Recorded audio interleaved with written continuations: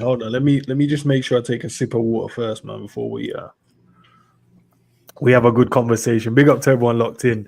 Back again, man. 10 p.m. settings. You guys already know what time it is. Mane or Salah?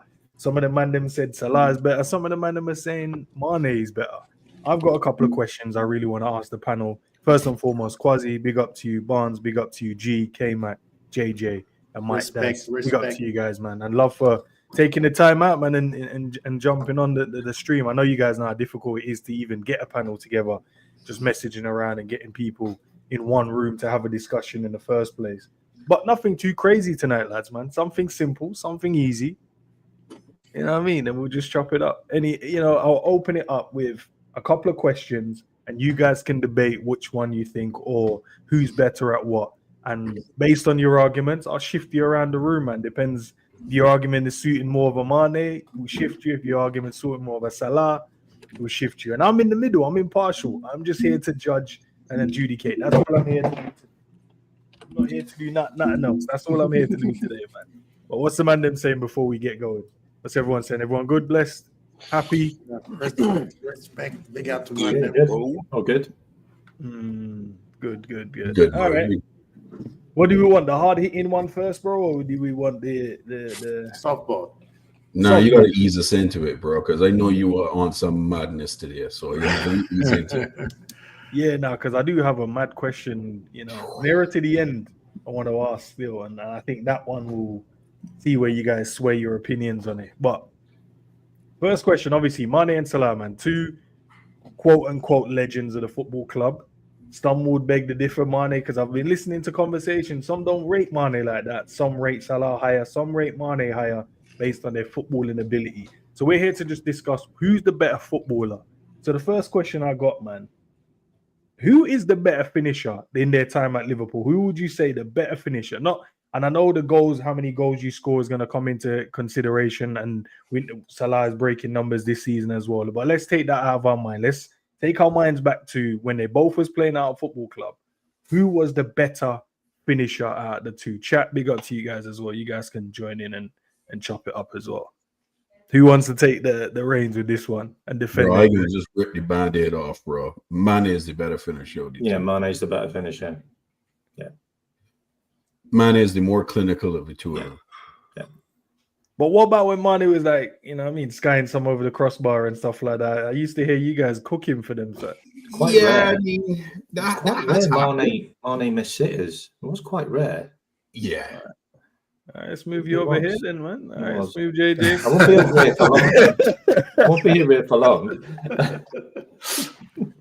All right, so why are you saying though, Barnes? Why are you saying he's better as a finisher than Mo? Mo's in his first season 44 goals. I don't think Mane has even come close to scoring that kind of goals. He scored, I think, 30 in one of his seasons, but Salah put away. He was bagging. He was bagging all types of finishes as well. How many did he miss, Ends? If Salah was more clinical, he would have had 60 that season, bro. With the amount of opportunities he had. And he takes penalties. Exactly. He took penalties too. Mane don't take penalties. They never took penalties. I think the way it worked was when Mo arrived, Mane got moved out of his best position as well. So you also have to look at that. Like Mane's best position was where Mo played. So you're taking that out of Mane's game, putting him in his better position, and the whole team is just around giving Mo chances, like just consistently. And I think Mo always has over 100 shots a season, easily. Mane never got to that. Like I don't think Mane's numbers ever got to that shots every time. And Mane scored big goals, and a lot of the first goals in games, and a lot of the goals that like put us in the lead. Like I'm not saying Salah's like a flat track bully like Suarez. I'm not saying that at all. Suarez wasn't a flat track bully. Really bullied. What's the name? If you do look at the numbers, it was Sturridge that scored most of the goals that took us in the lead. I love Suarez, by the way, but this isn't a conversation about Suarez. He's a despicable human being, but as a footballer, he was a whole. Yeah, we only talking about football. Oh, yeah. We only talking about football. As a footballer, I do think Mane is a better finisher. I just do. I agree with that sentiment. I don't think we need to go too far with that. Unless G got something to say, because that's what I'm waiting for. G and Mike, and Jay said he's giving 5 minutes, so we'll wait for Jay as well to get involved. But Mike and G, man, who's the in their time at Liverpool? Who you guys going with? Listen, I was quiet there because I am looking up some stats, and I didn't look at Mane stats. Sorry. So exactly in the 2017-2018 season where Mohamed Salah scored 32 goals, Sadio Mane only had 7 goals in 29 Premier League appearances. Mohamed Salah's conversion rate was 28.9%, which is damn near 1 out of 3. And 1 out of 3 is like video game numbers for an entire season in the Premier League. I think Erling Haaland's best, like 33%. I think he was at like 33% when he broke Mo's record. I think it's just it ultimately comes down to Mo had more chances, but Sadio Mane still. And there are some Sadio Mane finishes where I'd look and I'd say I don't think Mo scores that. Like for instance, the one against City in the game where Mo scored from the halfway line. Before that, which again, fair play, ridiculously hard to do. But before that, Sadio Mane hit the post and then a minute later finished it when he could have put Oxlade-Chamberlain right through top corner with his weak foot. With the left foot. Yeah, exactly. I don't think that Mo has that ability, but that's a talent question, right? I think in terms of this argument, it's who's more clinical on the pitch. For me, Mo's numbers just prove how clinical he is. And ultimately, I just don't think that Sadio has the numbers to even be in that conversation, if that makes sense. But remember, the question is who's the better finisher, not who's more no. clinical. 100%. I mean, maybe Sadio Mane has a little bit more talent, but I can't stray away from Mo here. I have to just die on this hill. Fairs. G, what are you saying, JJ? Question was who's the better finisher of Mo and Salah? Mane. I actually think they're kind of. Salah. It's not. There's not really that much difference. I'll be honest, it's not crazy. I'll go Salah though. I think he kind of proved it because the reality is, I don't think Klopp would have ever have trusted Mane to do what Salah could do. To do what Salah could do because Mane didn't really have that in his game. It was never really like that at that kind of efficiency level, season in, season out. I feel like, when it came to Liverpool, it was all about the other facets of his game, which we'll obviously get into later on. Those were perfect. They were excellent. You know, he was amazing at that. But he was better at that than finishing. I think that was proven during his time at Liverpool. So I'll just go Salah. All right, fair enough. What about you, Jay? Who's the better finisher in your opinion, man? We've got a few questions, and we'll chop it down because what I want to do is dissect, see where everyone keeps falling on which side of these questions, and then we'll come to the big question at the end, and then we'll chop it up there. But at the moment, Barnes started off saying that he's a Salah guy. I asked one question, and he's already jumped over to Mo's side. Mane is a better finisher. The ends, bro. That's fine. I'm just saying. He said that's your guy, but I asked one question and he already moved. But Jay, he's the better finisher. I mean, the proof's in the pudding in terms of like you got a guy that scored. I mean, he's scoring so many goals. So I mean, you can't disagree with the numbers in it when it comes to finishing because ultimately that's what it is. How often can you put the ball in the back of the net? The thing I disagree with G on is, that idea that was proven that he was better finisher because Klopp played him there. I think it's because Klopp saw that Mane's got more to his game. I don't think it's because he could finish. Because if you had, as an example, a Coutinho at that time or another type of winger that was equally as creative, I think if you put to G's point, saying that the similar finishers. I think if you put Salah and just tell and Mane on that side and just say, Mane, yeah, just can you just be on the end of stuff and score goals? I think he could potentially score 20 goals in the league. He might not get 30 like Salah did, but he could get 20. And I think he proved it by getting 20 and getting the same amount of goals as Salah one season as well. So That's what I said though. That's what I said. Yeah, but you were saying that that he wasn't as good at finishing as the other. Yeah, I said exactly what you said, which is his other facets of his game was so good. Like everything else he's done, that he was so good at that, like way better than Salah at everything, like in other aspects. Okay, yeah. Okay, You know what I'm saying? Like, so, and as you said, the proof's in the pudding, isn't it? Like the reality is, if the management felt he was that good or could be put in those kind of situations, I feel like he would have done that. Like, no, see, that's why I disagree, because when you look at the players that you've got, you have to look at the players you've got. Again, if Salah's not there and you've got someone like a Neymar as an example, and you play him on the left-hand side, that's a bit more creative.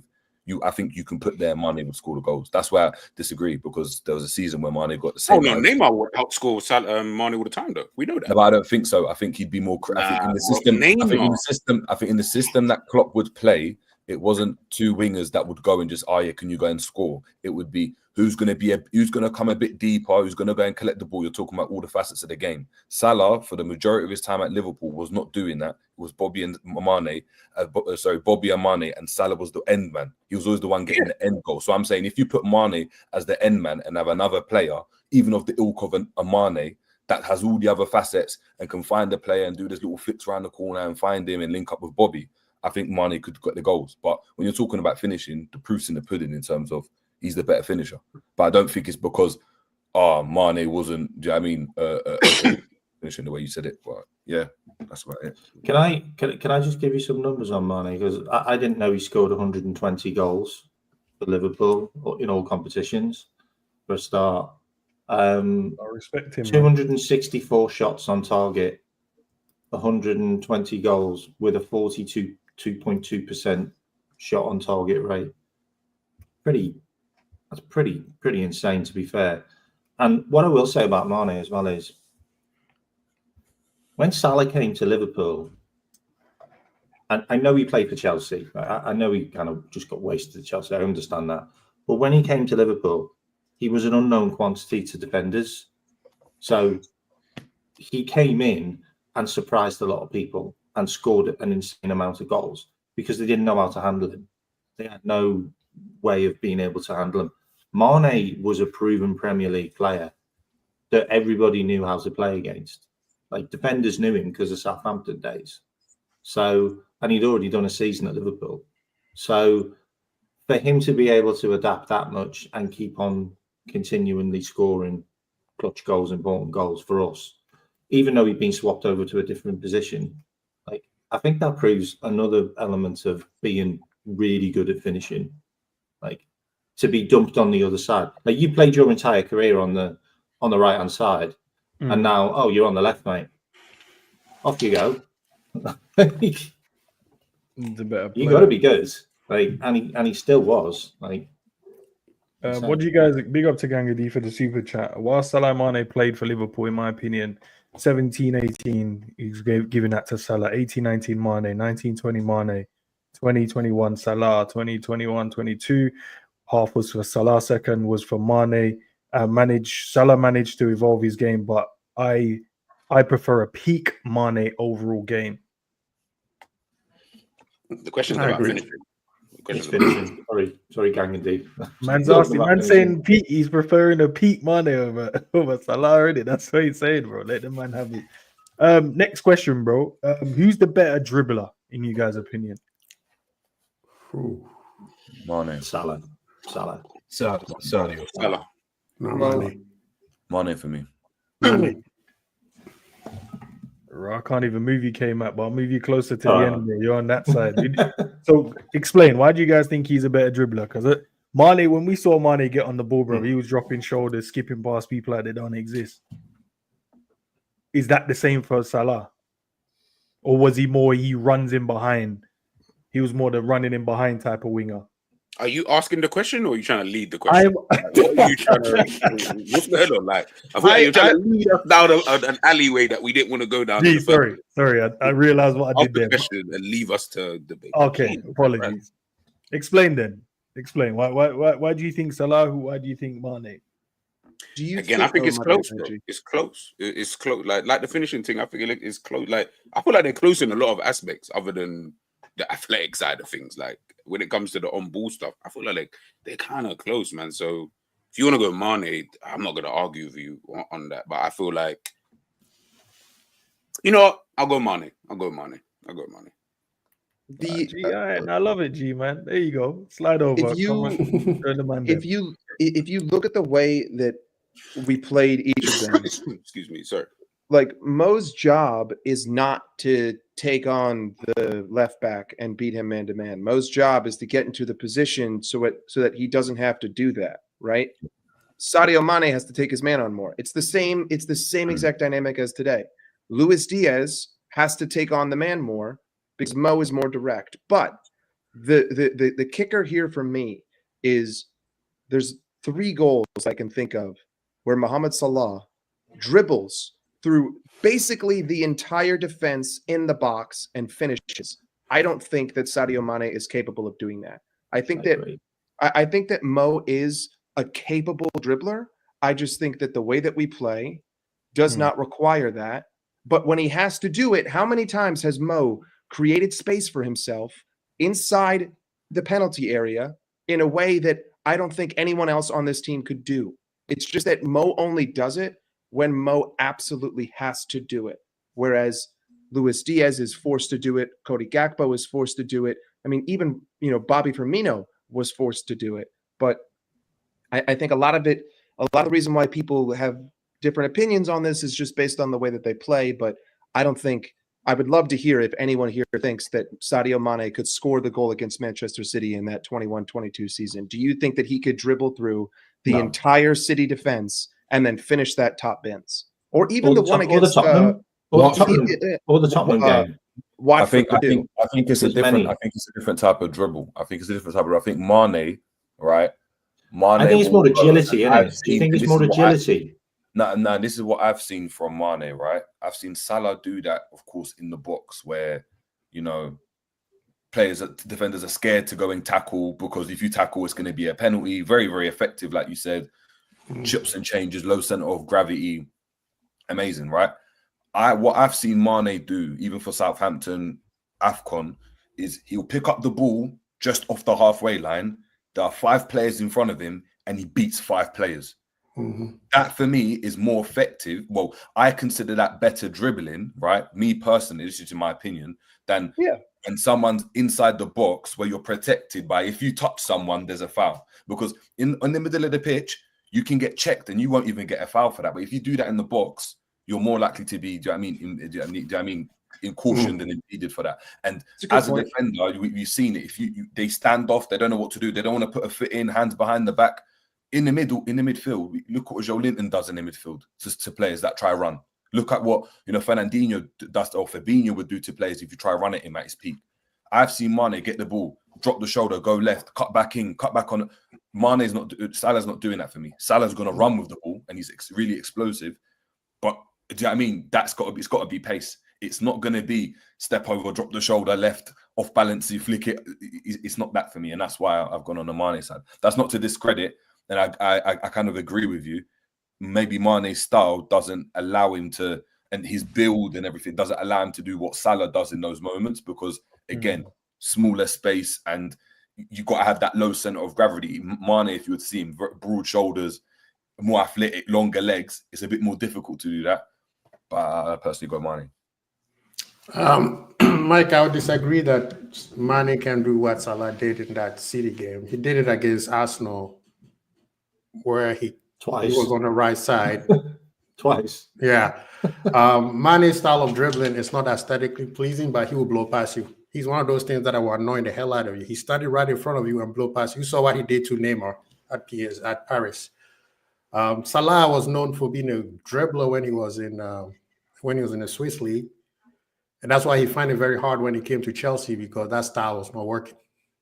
When he came to Liverpool, club found a way to refine it a little bit better, where he tried to get him into a one-on-one between he and the defender. So the system basically was set up for him to succeed the way Salah was playing. That's why the defenders couldn't figure out how to defend him. It took them about 2-3 years to figure it out. Mane, on the other hand, was extremely direct. He's coming straight down your throat, and there's nothing you can do. The defender, he was solid, and he was very strong too. I mean, we saw what he did to the Real Madrid defenders in the Champions League final. What's the name had to go off the field because he pulled a muscle chasing him around. So the idea is the aesthetic style of how they dribble that people will pick which side they want. But I will pick Mane's style because it's very hard to push him off the ball or foul. You technically have to foul him, like really, really have to foul him to get the ball off. Yeah. I see where Mike is coming from, but for me, Salah can dribble. There's anyone says that Salah can't dribble, crazy to begin with. But Mane was a better one-on-one dribbler. He would be able to drop a shoulder and throw you offside and get past you, using a couple 1-2 dribble and get past you. The goal against Bayern Munich, he took out 2 men and spin and chipped the keeper and scored a goal right in the Champions League. Salah relied a lot more on his pace when he came to Liverpool. He pushed the ball past you and just used his pace and ran past you and collect the ball and went on against the keeper. He didn't necessarily use a lot of dribbles outside of the few that Mike discussed with against City and Watford and those teams that he actually used his dribbling abilities. More times, Salah would just push the ball past you and run past you with his speed and get the ball and continue on. But Mane used a lot more trickery when it comes to dribbling and heading the byline and using shoulder fakes and his athletic ability to get past you. So for me, Mane to me, it's close, but Mane for me, because of the one-on-one success rate, if you compare the two players, Mane to me was way more efficient when it comes to a one-on-one attacking compared to Salah. So for me, Mane is the better dribbler of the two of them. I thought you was on Salah's side. Sorry, man. So the reason why I say Salah is I kind of felt that what Mane did wasn't particularly a dribble, like a standard dribble. It was using his agility. So it was using his body and using his positioning to actually get past players. And when I'm talking about dribbling, like how many times have you seen goals Salah score where the whole defense are on their arse, like as in they're actually sliding on the floor, like because he stopped and he's moved and he stopped and he's moved and he's carried on with the ball and then he scored. For me, that's quintessential dribbling for me. Just being able to run past the player isn't dribbling. Okay, Mike, I think that's more Nick. Having a guy on the floor and moving around him and putting the ball through his legs and close control and taking it past him. That's always been dribbling for me. Just using your body strength and running really fast. Like, so you're trying to say Gareth Bale was great at dribbling? Was Gareth Bale great at dribbling? Because he used to just burn players off, and that's what I thought Mane did. He just burned players off. Like, his pace. But the thing is, when you're talking about Mane again, you're looking at it from the point of view of in those areas, because Salah's got a low center of gravity. He can change the direction, and it's difficult to go and follow him. Like, because if I'm a 6'4" defender and someone's 5'3", right, 5'4", and their thigh is where my knee is, right. Anytime they turn, I'm unable to go and touch them, especially considering it's in the box. But I've seen Mane. There's 5 players ahead of him. Step over, through his legs, gets past him, drops the shoulder, and then bursts into the gap. And the one that Quasi speaks about is mad. Drops the shoulder and Neymar, do you know what I mean? He goes off the pitch to get some water. Yeah, but that's for me, that's dribbling. Because their body physique is different, it doesn't mean that, you know, Mane was just using power and agility. No, but you can so you could say that, and you could look at it from that perspective. But in the same sentence, I could say, okay, but number one, Sadio Mane is working in more space when he's doing that than Mo Salah is. Regardless of it being in the penalty area and he can't be touched, he still has more space, right? Number two, Sadio Mane was a very quick player. Number three, it's just overall generally difficult to be a defender defending against a quick player running at full speed. Number four, to me, it's not the technical ability of Sadio Mane's dribbles that allowed him to do that. It's his ability to manipulate space, right? Whereas with Mo, regardless of whether or not I can't touch him, even with the body positioning, even with the low center of gravity, you still have to make all of the right touches. You still, like, essentially 1 inch, the ball being 1 inch too far or 1 inch too close could mess up the entire flow of your move. To me, doing, 5-6 moves in 2 seconds with a defender 3 feet in front of you to then create space for a shot, regardless of whether or not he can touch you, is ultimately more difficult than running full speed, cutting through space, and divvying up defenders. Because at the end, I've also seen Mo sit people down outside of the box. I mean, he did it against Lisandro Martinez. No, he literally sat him down. I agree. So one question I'd ask, what's more difficult, doing the dribbles in the box where I've seen, Andre Ayew do that and stuff, or stuff like Diego Maradona when they've picked up the ball from the halfway line and run through everyone? I'd say they're both really hard. Because of course you need athleticism to go and do that. But the things that we go and rave about Ronaldinho, rave about what Neymar does, rave about these dribblers, is the fact, Henry, give me the ball and I'm taking it from here. In pro football, and I played at that level, you cannot do that. It's nigh impossible to get the ball off the defender, off your midfielder, and run at players because positionally they're so good. We're also forgetting that these guys are ridiculously athletic also. They're ridiculous. We think, Mane's really athletic, but we're not any bums. These are guys that train every single day. And to get the ball and see the space, recognize the space, beat the first man, defender comes, you beat in the second man. You see it all the time. That's the most difficult thing in football, to get the ball off someone from deep and run with their space or not. When doing that in a smaller space, I've seen old men do. I mean, in futsal, I've seen old men do that. When there's loads of people, it's slower. They're holding them off, and Salah does that now, and Salah's lost his athleticism. Mane couldn't do that at 30 because you haven't got that pace. But that's the gift, isn't it? Ronaldinho had the gift. Of course, they're at the elite level where they're gonna get. It's the speed. It's the ability to manipulate space, to drop the shoulder whilst running 100 miles an hour and throw your body off. That for me is more difficult than in space. And again, like I said, you touch someone in the box, it's a foul, because ultimately I've not seen Salah do that, picking up the ball from deep. And Hazard, as an example, I know we talk about that example, getting the ball and what he done against Arsenal. That for me is way more difficult than some of the goals we've seen Salah score in the box, where he scored against made Coquelin do the Beyblade spin. And personally, but again, mad still when I saw that. Do you know the next one I'm going to ask you? But what I don't want everyone to do is take their mind to Mo now, because I feel like Mo will win this one hands down based on what he's doing now. But if we're comparing them, which we are, when they were both playing at Liverpool, I don't know who wins this one. But if you're talking about now, I know exactly who wins this one. And I feel like you're leading these questions, bro. I mean, I already know. I already know. You're telling us what to think. Like, you're already telling us what to think. Just no. I'm not trying to listen. You man are intelligent guys, right? I'm just saying the why I feel like this question is gonna go one side, which I expect it to, is because two things. One, I know people are gonna take their mind to now and not when they were both there. And two, I know we're not watching Mane now, so I know you're gonna be like, well, Salah wins this one. But I'm sure you guys know the passing one. Who's the better passer out the two? As I said, I'm talking about when they were both there. Who was the better passers? Sadio. Mane. Move me over. Mane. when they were there together, Mane. 100%.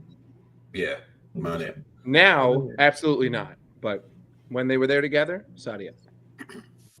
I'll leave you there. I'm waiting for G to think. Quasi's thinking. All Mane did was look for Salah most of the time. True. Right. It's true. It's true, Kmart. Which is why I'm still convinced that Mane is definitely the better finisher, and he probably had scored a shitload more goals if he didn't have to look for Salah all the time. Mane sacrificed a lot of his numbers for massively. I mean, it's funny if you go back and you watch one of those compilations of all of the goals from that 34-goal season. Passing, mate.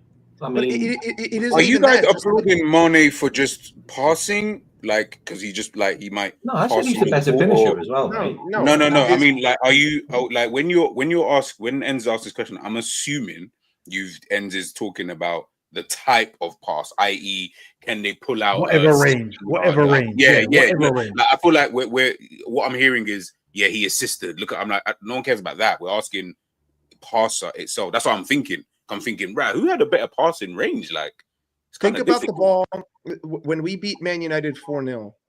Think about the ball that Sadio Mane played over Harry Maguire from the edge of the box, one touch into Mo's path. I don't think Mo can do that to Sadio. Like, if we were to reverse that in that year, I don't think that Mo even makes that pass. Whereas Sadio, these guys make these passes regularly. Like, if that's that one time that we can remember. Mane used to do that back post as well, and he also used to do the cutter, which went right through the middle of right through the defense to the far side. Like the relationship that he had with Mo, but also the relationship he had with Bobby in the centre of the park. His passing was. There was one goal against West Ham. I'm actually going to look at his numbers, by the way. One when he played to Mo at the back post against West Ham was mad. Yeah, Mo hit on the first time volley, top corner. That cross pot. Call it a cross. They said it as a cross, but that was disgusting. To be fair, Mo had some ridiculous ones too. To be fair, they were later on though, weren't they? Halfway line, Mo just bend the ball around all the players for Mane. Low precision was did that little first time finish. Yeah, you're right. You know, the thing is, the numbers also does not look on Mane's side, because when they both were there, numbers when it comes to the last person before the goal was always Salah. But he's not asking you about how many. That's what I'm saying. I feel like we're getting the question misconstrued. He's not asking you about assists. The assists. No, I'm not talking about assists. I'm talking about the reason why I said that is because if people go in and look at the stats right now, it will be skewed towards Mo. Yeah, that's what I'm saying. It's just more about. So that's what I'm saying. Yeah, I agree with you, but I'm saying the passes that Mane was given is always maybe at the second to the next to the last pass to the assist to the goal, right? So the numbers will not look. You know, everybody here is agreeing that Mane is probably the best average. He's got an average of 70. He's got an average of 70. But when you look, but if you look at the numbers that is important, right? The numbers that is important is going to skew towards Mane. I mean, towards Salah, because if you look at it, there's a stats out there that Salah has more assists or final pass to Mane than Mane has to Salah. So the numbers, like I said, I agree with what everybody's saying. Actually, I'm just saying the numbers will say otherwise. Who am I with? So who's not on? So G, what side are you landing on then? Is it Mane or is it Salah in this point? I'm not picking a side on this one. I think they're both equally the same. You gotta pick one, bro. One has to Salah. trump the other. Salah. Fair enough. What about you guys remember the pass Mane gave Divock against Everton? Yeah. All the players and with a weak foot on the inside. And Divock just took out the goalkeeper and slotted it home. That was a ridiculous pass. Do you know what it is? I'm actually torn. Like G, I want to give it level because I feel like when they were both there, I think Mane was the superior passer by far. Like, as in, it wouldn't even. I think, but it's the way we played. Do you know what I mean? I remember there was a goal where Trent licked this 40-50 yard ball like a volley, and Mane's touch on the fire, and then with a heel just flicked it over and got it, and then got the ball, done his little leg shimmy, cut inside, but then played the ball for Shaqiri to score. That pass, he's got the ball, he's cut inside, he knows why he's cut inside because he's looking to play that pass anyway. Shaqiri makes the right one, he finds him, Waiter passes perfect, and he scores the goal.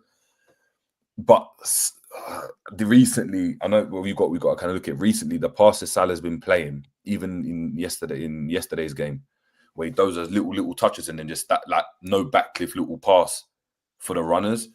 It's top. I got to give it a level. I can't even. Oh, I thought you were just talking like. No, but I am talking just when they're there. Oh, okay, yeah. It has to be when they're there. Mane. So, because as I said, if you like, we know if it's from now, Salah wins in it. But I know two things has happened. One, Mane don't play for us, so we're not watching his games like that to see if he even is passing, making these type of passes for one. And number two, Salah is still here and he's cooking for us, so that side is going to be there. So I think to make it fair, it has to be the conversation has to stick to when they're both because of the game, the same way we spoke about the finishing and the fact that Salah was always on the end of the goals, and I gave it to finishing. I think the passing I've got to give it to Mane, because Mane's game revolved around coming and getting picking the ball up from deep. Who did you give the finisher to then, Jay? You gave it to Salah. Salah, yeah, he gave it to Salah. Okay. I'm taking a tally. That's why I'm just. Jay, I just here actually watching that play to Shaqiri. His control from the pass from Trent. It's a joke. It's a joke. Ridiculous. It's a joke. He chested the ball, it dropped, and then he hit it with his back foot and lifted it back up and then brought it back down and gave a one. And then, oh my dick, dog. Now, so I'm looking at in terms of Barnes has gone 3 for. Is it 3 for 3 for? I want to say 3 for 3 Barnes for Mane so far. Yeah. Well, you started off saying Salah. All right, I hear it. I throw you a monkey wrench. That's good. K-Mac came in and said you were Salah as well, K-Mac, didn't you? Yeah, I'm 2-1 now. You're 2-1 right now for Mane, bro. Quasi's 3 for 3 for Mane. He's sticking with his guns. Mike is 2 for 1 for Salah, and G's 2 for 1 for Salah, and Jerry's 2 for 1 on Mane's favor on the two first questions. This one now, I think this one's a simple one as well. Who turned up in the big games? Who turned up for you in the big games when they were both here? Who turned up in the big games for us? What do you consider? Real quick, Salah. G. I'm not leading the question, but what do you consider turn up? Scoring the goal, or you determine it in your own way? As G said, I don't want to be making it seem like no. But you have to be specific because some people will use GAs as turn up. Output over everything. Output over output because performance don't count. I mean, you're talking like big games, so you're talking like finals, and even if you didn't win a lot of those, I mean, Mane was insane in some of the finals. I pick Mane. I know that, but a performance I against know about the Manchester Big City. Six. It's just like I don't give a shit how you perform against Man City if we win the game. If you score the winning goal, have as much of a stinker as you want, right? It doesn't matter because it's a big game, and all that matters is that I win this big game because that's it, right? Today is the final. Manchester City at home. I don't care how you do it. Get it done. Half turn against João Cancelo. You finish. I'm gonna forget about the fact that you missed that same exact shot 2 times before, and it should have been 3-0.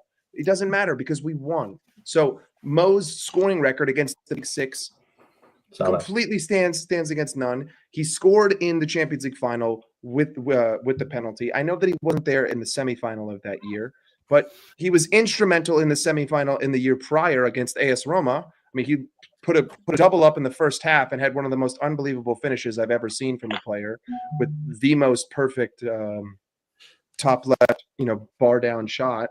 I just if you want to talk about performances, I get it. Sadio Mane, you could make the argument he's a more overall complete player, but for big games, output is everything. It trumps all because I don't care if you stink up the pitch for 95 minutes in the final. If we win 1-0, there's no pictures on the scorecard. I got the trophy right here to. I take it, Mike. You've landed on that side. All right, I mean, okay. Let's be honest. At the end of the day, at the end of the day, as well. Yeah. At the end of the day, everybody wants the output, just like you said. But at the end of the day, somebody has to ball out for you to get the output. Mane, you're talking about the final, the Champions League final, Salah scoring the penalty. Guess who got the penalty? It was a handball, though. It was a handball. Who got the penalty? That's the question. Yeah, Sadio did. Okay, Sadio kicked it into his hand. so yeah, so for you, you will get the stinker. I will allow you to go the stinker because you will get the GA. But at the end of the day, I have to ball out so that you do get the GA. So if I'm out of the equation, Damn. what happens? But what else did Sadio Mane do in that game against Spurs? What do you mean? What else did you do? That game itself, we didn't play well. But Mane balled out. Mane did play very well. The same thing with Real Madrid when Salah went out. Mane was the one who scored the goal. Mhm. So at the end of the day, that's the question. You said, I'm going off what you said. You said you'd rather take a stinker and score a GA or score a goal over somebody who performs. Yeah. But then I'm also saying, for you to get that GA, somebody has to perform for you to get a GA. That Champions League, that Salah, you mentioned Salah scoring the goal, came off somebody doing something correct. But that's only one game. But then he scored. What about the Champions League game against Champions City? League against Real Madrid? The first or the second? The first one. And the second one too. The second one too. But that's just talking about the three Champions League finals. What about the 12? Okay, let's go semifinals. Semifinals where Salah wasn't there. I'm not even talking about that. What about like I consider a big game any game against the top 6 or a final. So what about all 10 games, I guess, since we're one of the top 6. So the 10 games a season for those 4 seasons. So that's 40 games in which Mo was putting up our record numbers against those top 6 clubs. I think the top 6 things a bit skewed because context in games applies, right? So Aston Villa, was it Aston Villa when Robbo got the goal? The first goal, and Mane got this. Yeah, Mane got the assist. Mm-hmm. That was a massive game for Liverpool. But they're not part of the top 6.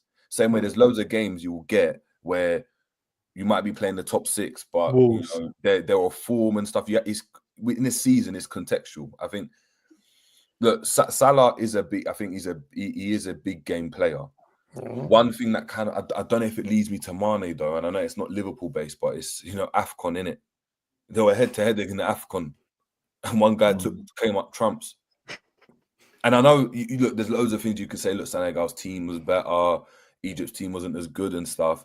But ultimately, in that game, Senegal didn't really play well. Egypt probably played better, but yet one man came out on top.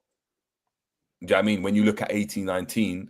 I think it's fair to say, and I think a lot of Liverpool fans would say, it looked like Salah was dragging, like Mane was dragging us like across those games. You know, those games when it was like 1-0, 2-1, he was doing it like the all-round performance. I remember against Wolves as well, man. He played there was one game against Wolves here when the team, we just could not do anything right. The man picked up the ball in a half turn, dropped 2 men out, and then just whipped it in the top bin. And I was like, oh my God, thank God. And then we went on to win. It's difficult because, again, to Mike's point, like when you go and look at Salah's records against United, Salah's records against Salah and Man City, like I mean, he scores. His record against Arsenal as well. He's someone that in his head is, like Mane is weird. Mane is more like, all right, cool. My performance is going to be high in these games, 8, 9 times out of 10 or whatever at his best. Salah doesn't look at it like that. He's more so, I'm going to try and have a goal in this game, an impact in this game. And look, there's games where he's on it and he tears it up, we know, but he's someone that's just going to score. Even if he's having a poor game, he's still going to score. So it's difficult. But Jerry, don't you think that's the same argument we're having with Salah, like right now, like presently, where people are saying his performance is not good, but he'll give you the goals? But ultimately, like in a game, right? Let's say it's 0-0. Yeah, and then everyone's having a rubbish game. He's probably going to score the goal, and that's what it's difficult to go and look at. But I know you probably look. If I was playing, you probably look at it and think, "Nah, look, Mane was unreal." Like he turned that is a. Do you know what I mean? But Salah gets more goals in the big games. To Mike's point, he does. Like when you go and look at those big games, I know the finals is a bit different in the Champions League, and maybe that's. No, I mean the thing is, okay. The question is, okay. This is a different question from an answer, right? Before you ask that though, Kwasi, can I get where everyone's standpoint is? But you also, what side are you going on? I'll get everyone's and then we can carry on the conversation. Jay, Salah by an edge for me. You going Salah turns up in the big game? Yeah. Fair enough. It's close though. It's close. K-Mac, you've gone what? Salah as well. Yeah, I'm Salah because I know he's not the final guy. I know that, like, for whatever reason, like probably just Real Madrid, to be fair, is the reason. But you have to look at the games that got you to the final. Like, he's Mike, absolutely what's insane. that? Mike Salah as well. I don't even have to ask Mike, bro. You're Salah, innit? Yeah, nah, I don't even have to ask. G, what side you landing on as well? Salah. I don't know why we've been debating this, but yeah, just Salah. And Jay, what one are you going on? What's that? Both. You got to choose one, bro. Jay's right down the middle, 50-50. You got to choose one. When they were both here, bro, who turned up in the big games for us, bro? Who performed in the big games? I'm doing it. It's like I'm doing the mental gymnastics in my head. It's just difficult. I'm trying to think back, like lead up to the end of the season. Yeah, back end of the season, who always performs better, or who did perform better. But then you got who performs better at the start of the season. Yeah. But you know, like crunch time. But Arsenal perform great at the beginning of the season and don't win in it. Yeah. So like, it's close. The season we won. I'm trying to think who played better. Or the seasons where we had on mad runs. So the quad run season, Mane was better than Salah. Salah was poor. We talk about second half season Salah, and we're like, oh, look, he's going to stink up the joint. He hasn't done so far.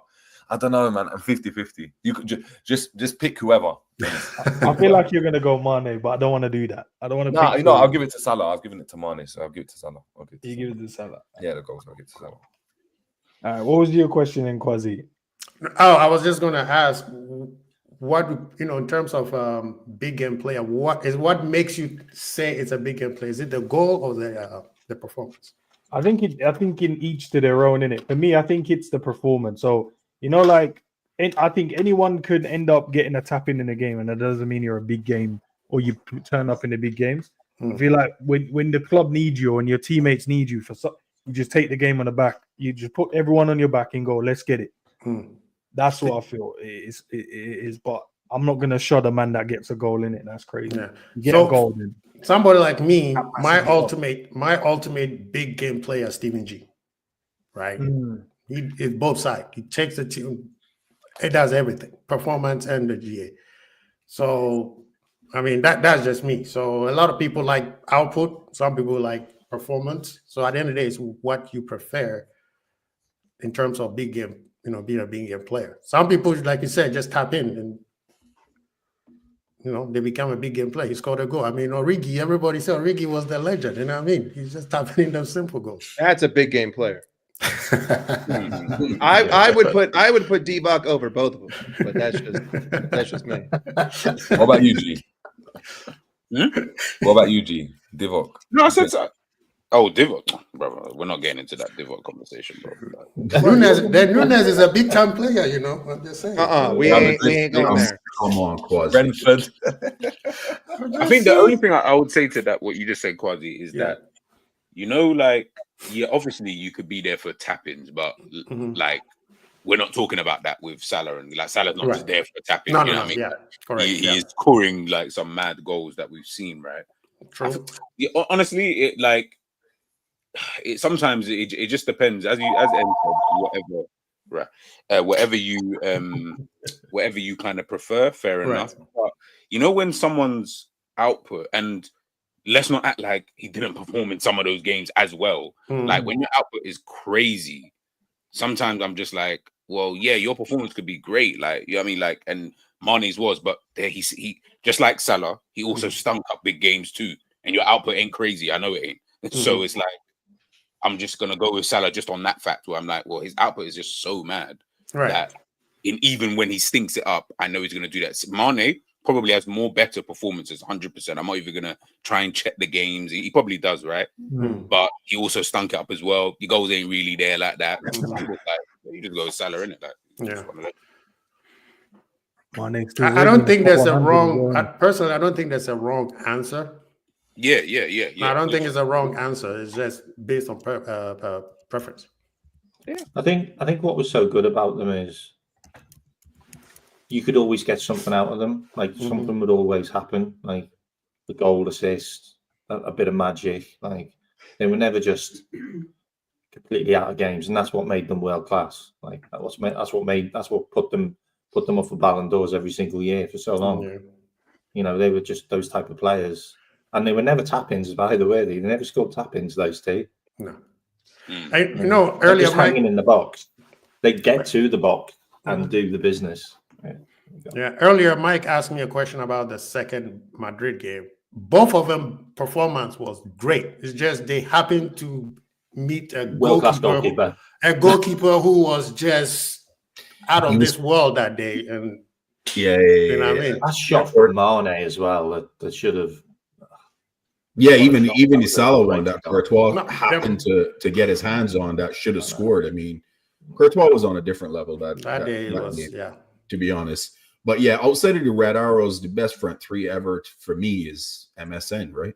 I mean, the two of them front threes to me is next level above everybody else.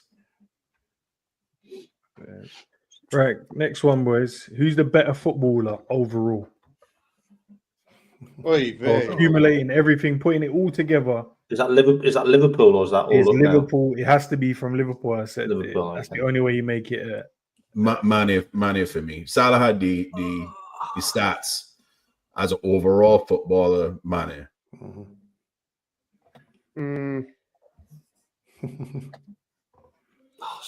Bloody You hell. know, this question is basically going to erase. Mane's going to win here, earlier, and I right? came in No. on Salah. No, I've got to throw a wrench in here, because you're saying that who's the better overall footballer.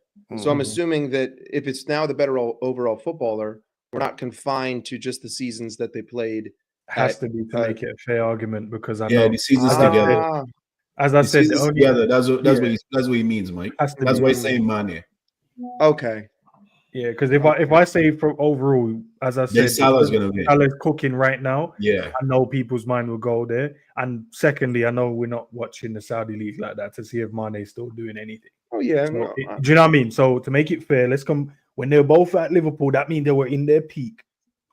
Overall, who's the better footballer? It's not by a lot though for me. It's close, but Mane would edge it for me. What's the question? Who's the Who's better better footballer? Come on, JJ. Who's the better footballer? You know Who's the the better better question. footballer, bro? I'm right on the fence here. Like, No, for me, like I don't know. I just think, yeah, Mane overall. You know, when you're asking a player to pick up the ball, he's playing different positions. He's effective in multiple positions. You're just better. Like as a football, when you're talking about a footballer, you're better. But that doesn't mean that someone takes you over you, or I mean, this person's better overall. Like if you trained with them, you probably look at it and be like, yeah, this is mad, you know. Look, Curtis Jones answered this question and he was fine with the backlash he got, bro. I don't care about the backlash. No, I'm saying in general, he was just like, yeah, man, like, you know, I prefer Hazard, innit? But I mean, if we're talking about who I have in my team. I'm gonna say Salah. I'm gonna say Salah. And I'll tell you why. You don't I'll tell even you why. sound sure you're saying Go ahead, that. Q, man. I know. No, I'm going to say Salah, and I'll tell you why, because I think Salah's got more in his locker. Like I've seen more. I've seen Salah with 30-yarders. I've seen Salah do loads of different finishes to Mane. No. K-Mac, that's what we have to. No. Listen, here you go. Salah's not scoring the back heel. I know he's not scoring those type of goals. But they've got different type of goals in them. So I want you to look at something a little bit different. No, I'm not. I'm on the fence, honestly. But You understand that this question, right? Jesus, look at that came out thinking, yeah. This question. Wait. That's a tough one. Like. This is the reason why I hate this kind of question. Like I hate. You know, it isn't even. It's not Enz's fault. It's the framing of this question. It's the same exact framing of Eden Hazard versus Mo Salah. Yeah, like it's bro. ends, mate. If we're gonna talk about who's a better footballer, I'm like, who gives a shit? Who cares who can dribble the ball better? Who cares who can do this better? I mean, if we really want to, you know, put toes to toes here, Ricardo Quaresma is probably a better dribbler than all of these players combined. But that doesn't matter, right? Because being a footballer is not about winning. Like, you don't have to be the best footballer in the world to be the best footballer in the world. You don't have to be Mikey, the most I'm talented asking guy. questions. No, but Kane, that's Answer why questions. no, but that's why I disagree. I think there's a balancing act, right? Because if you had Cristiano Ronaldo, right, if you had Messi and Cristiano Ronaldo, but both of them just scored 15 goals a season, and Messi did everything else but just didn't finish the way he did, and Ronaldo did everything that he did but didn't finish the way he did, there'd be no comparison and no debate about who's the better footballer. There wouldn't. The only reason why there can be is because of the goals, the amount of goals they talk about. So to that point, if you go and look at whoever, Quaresma got 40, 50 goals a single season. We were talking about one of the best ever players to grace the game. Same as if Ronaldinho went and got 30 goals consistently every single season, there wouldn't even be a debate about. There wouldn't be a debate about who's the best. Wouldn't be the debate, right? Because aesthetics and artistry in football is what makes football. When I grew up playing football, it wasn't about, I wasn't learning about, I'm trying to find the side netting when I finish. No. I was trying to do flip flaps. I'm trying to balance the ball on my head. I'm trying to catch it on my neck. I'm doing press ups. But this is what I'm saying, JJ. We see the game differently. It's like I don't see it that way. Where I look at someone and I say he's a better footballer than. So would you say? So hold on. So would you say, right? I don't know who you think is an amazing footballer. Just name one. Name one that you think. Oh, I love watching him play. Just name any player. It doesn't matter who. Doesn't matter what league. While Mike is thinking about You that, could just Messi. Can I get Quasi's answer? Sorry, Mike. Think about it before. Okay. Think about it. I'll get everyone's answer and we can carry on. Lower than Messi. Oh, lower. Okay, I got you. Quaresma, you named one. Name another one like that. Yeah. So, K-Mac, you've answered Salah. G, what's your answer? And then obviously I'd love to hear your take as well. I say Mane. I think Mane. He had more facets to his game. That is what he was looking at, exactly like G. I was looking at the defensive side of the ball, also the offensive side. I wasn't looking at all offense, right? You look at overall. When you say overall, you got to look at everything. That's the whole point of the word overall, man. Edge. Can I? Mike, you've gone with Salah, I'd say, or you gone with Mane? I'm gonna die on this hill. I'm just gonna do it. No, that's smart. I'm glad that he said that. I'm glad he said that because if he had changed his answer, then a lot of the argument that he made earlier would have been. Quasi's entitled to let him change his answer because you know why I want him to be open and honest, bro. This is why we're doing it. Because I am being open and honest. Do you think you said hand on heart? You think Salah is an overall better footballer than Mane when they both was at Liverpool? If you have to think about it, then the answer can't be No. Salah, I'm not thinking about it from that perspective. I think that Mo was perfectly capable of everything that Sadio Mane was capable of. I just don't think that Mo did it. Like that's the difference here. I don't think that Salah was required to what Sadio was required to do, but I believe that if Mo was required to do it, he would do it no problem. And so because of that, like. Now, that is a little bit of a difficult argument to make because do you honestly believe that, though? I'm just asking. Do you honestly believe what you just said? I mean, recent times. Recent times. And so, again, here's the thing. It's very difficult to be unbiased because we're looking back in hindsight, right? And I have everything that Mo has done over the last 2 seasons colluding my judgment, right? It's very difficult for me to just forget that. Right, I can't just erase it from my mind. Well, so I'm not maybe asking you to forget it. I'm just asking you to just put it to one side for a second. Perhaps so we that's can have influencing me. But yeah, I'm gonna say Mo because I think that Mo was capable of doing. So quick one. So who's the player that you enjoy watching? David Silva. Huh? Who? David Silva. David Silva. Okay, if David Silva, right, got the same numbers as Salah, right, the exact same. But done what he done and the way he played, there would not be, for me, there wouldn't even be a debate about who's the better player. Yeah, David Silva would be the better player. Yeah, and that goes to my point because when you looked at David Silva, there was more it was everything. It was the pass. He's getting the ball from deep. He's linking up, and that goes to my point. That's why, that's what Mane can do. Mm-hmm. Mane can do a lot of that. Like, listen, I want to switch. I'm dying on this because I'm sat there thinking, who could I play as a right back? Who could I actually play as a right back? Who could I put in my midfield? Like, if I really need a player to do it, it's not going to be Salah. It's going to be Mane, and Mane could do all of that. Like he really could. Like he was an all-round better player at everything. The thing is, there's a really good comment that someone put in the chat. Andy Robinson had our left-hand side has a massive drop-off since he left. Like that's just a fact.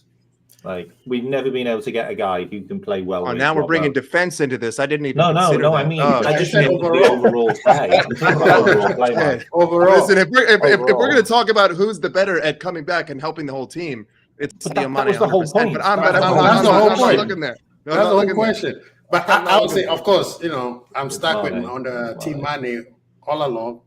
And the thing that I was thinking, I was like, that year, the same year that Salah is basically having now, without the goals from Mane. Mane had it, but it happens that there was another defender that the world was like, what the hell is this? And then, of course, there was the alien named Messi. Mane came in the Ballon d'Or third that year. So, for me, Mane has way more to his game. What position? What's the highest position Mo's got for Ballon d'Or? What kind of question is that, Jay, bro? No, I don't remember. I think that was 5th or 6th. I don't think he's got third. He's not got been in the top You're doing a really good job of convincing me, but I'm not going to be convinced. I don't think he's made it into the top 4. I agree. That is criminal. I think 6 was the lowest he's got. 6th or 5th, I think, was the lowest he's. So what about the year when we had loads of guys in that list? I don't think Mo he was there. I think Mo came 5th or 6th that year, I believe. 5th or 6th, you know. Yeah, Virgil came ahead of him. Virgil came in 2nd. Yeah. Virgil should have won Ballon d'Or. Virgil got the biggest robbery of all time. Virgil shouldn't have voted for Messi. Yeah, he shouldn't have. He was being a good man. So that's how I would judge it. I'm like, Mane has.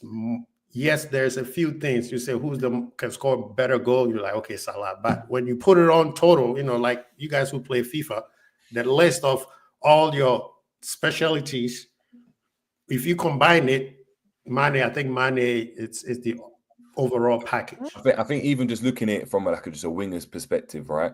When you're looking at the array of finishes, I think that's something to go and look at. I think Salah's got his finish, and we all know what it is. He's going to cut inside, bend it in that, and it's lethal. I've seen Mane do mad diving headers. I've seen him do. What was his hat-trick record? Pardon? What was the hat-trick record that Mane has? Oh, yeah, the hat-trick record. But yeah, it's the array. Yeah, no, that's 2 minutes and 2 minutes and 30 seconds to score 3 goals. No, but then let's not act like the goal against Spielberg that Salah scored from the dumbest of angles. And I don't think. No, that was crazy. I don't feel like Salah, like Mane is doing that. Bring up the Rangers hat trick as well, G man. These men are taking a piss. No, I don't care about that. I don't care about the goals, like, because we know that Salah's like he dwarfs him on that. I'm just talking about like I don't want you know what it is with these kind of conversations. Yeah, I don't want people to forget like the way we're saying it is if like. I know Jerry's mentioning an array of finishes. I'm like, I feel like Salah probably has a better range of finishes. Like his range of finishing has been stupid. Like the angles of goals that this brother has scored have been angles. And then you mentioned about the back heel thing. I was like, oh, you forgot Watford. No, when but he back heeled it. You know what I'm saying? But the Watford done that little call. I'm talking about man's gone and dinked it like with the back of your heel when it's gone over the keeper. I mean, like, they both back heel. What about both of his goals against Roma? He prefers the looping back heel rather than No. You can prefer. I'm not saying you can't prefer it. That's fine. What I'm saying is that like we're acting as if this brother didn't like it, when we're just talking about finishing, not the overall footballer thing. I guess we will probably say Mane. I'm just saying, bro, like the finishing though. Bro, man can't chat about no. I think he's way better finisher, but I've seen Mane back post headers. I've seen him go. Oh yeah, of course, yeah. Listen. Wait. Question. The array's better for me, man. Because he can head the ball. I don't know, but like, has Salah even attempted like a scissor kick? Okay, hold on. Okay, so it's the scissor kick. Okay, before we start diving into the whole acrobatic, it's different. Man, don't have the vertebrae, Mike. He doesn't have them vertebrae. Someone just said that Salah is more predictable, right? And here's a point I want to bring up. I agree. But wait.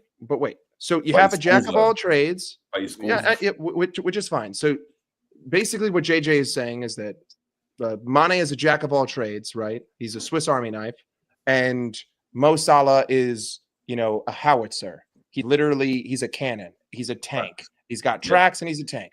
What is more difficult? Everyone knows how to defend against the tank, right? Everyone in the world knows what to do when the tank comes. It's very difficult to know what to do when the Swiss Army knife comes because he can do the back heels XYZ. What's more impressive?